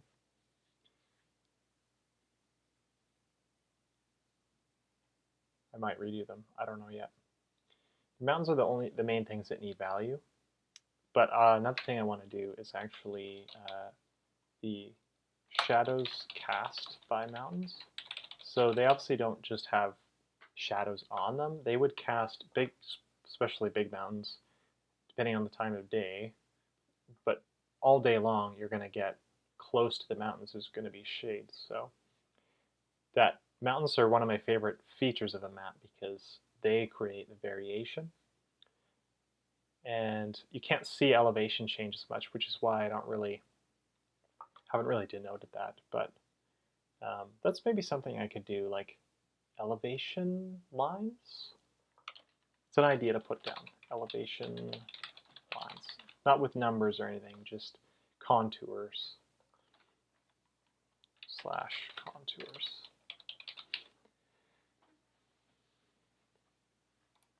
I like to, write down my progress because I did this. And then for the cover art, I feel like I'm maybe 10% of the way there, maybe 15, because I don't want to spend too much time on it. I spent an hour on it. So 15, okay, I don't want to spend that many hours on it. So maybe I could put in, I forgot to mention, I actually normally track all my time, and I forgot because of the stream. Magnificent Merchants.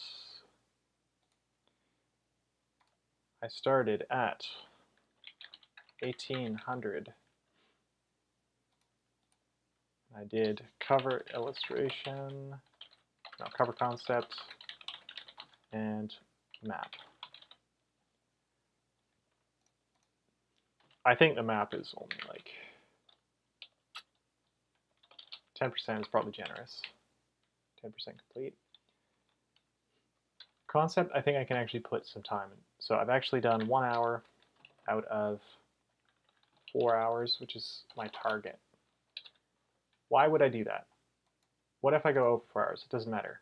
But what this does is it forces me to think about, okay, I got to get this done. I can't spend forever on it. I might not even redo this. It's just a concept to give to an actual artist who's going to make it come alive. And I'm going to tell them, like, add in any change anything, add in anything, do whatever you want, because I really want somebody to bring this to life, right? And all I need is a really solid concept to start, and they can take it from there. They need to know where the logo is going to be and how much space it's going to take so that they don't put anything too important there. The most important thing is the overall composition, obviously, and the merchant. The merchant.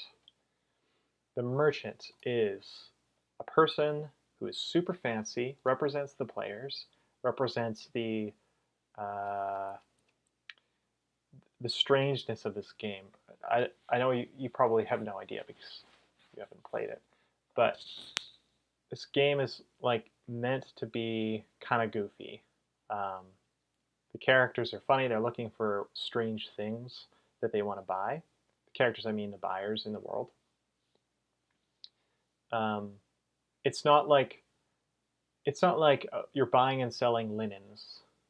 There is actually some fine cloth. One of the items is, but it's not like generic. Oh, you buy some silk and beads, right? The game is every good is kind of unique. So like you can buy pu'er tea, which is a really yummy kind of tea leaf that's fermented and is delicious.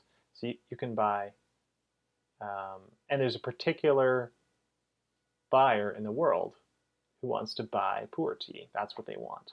You can, since I'm here, I may as well show you. You can sell goods at towns where the symbol matches. So for example, there's the Ankh, which is a relic. So you can sell relics in this town. You can also sell relics in sell relics in this town. And I happen to know, even though I don't have the cards in front of me, but I did design this game, that you get more money for going here than going here. If you sell in yellow, you get X yellow, whatever the item's worth, X yellow money. If you go here, you get X or Y pink money. It's a little bit less. The reason being, it's farther away from the guild. This is kind of like your home base. So it's 2 steps away, so you get extra money compared to this one. You can sell it in either one. Or you can sell it to the person that really wants the thing. So yeah, that's that. I haven't seen another game like Magnificent Merchants, and I'm really enjoying working on it. I hope that you are enjoying watching this. I mean, if you came this far, then that's great. Thanks so much. Have a great night.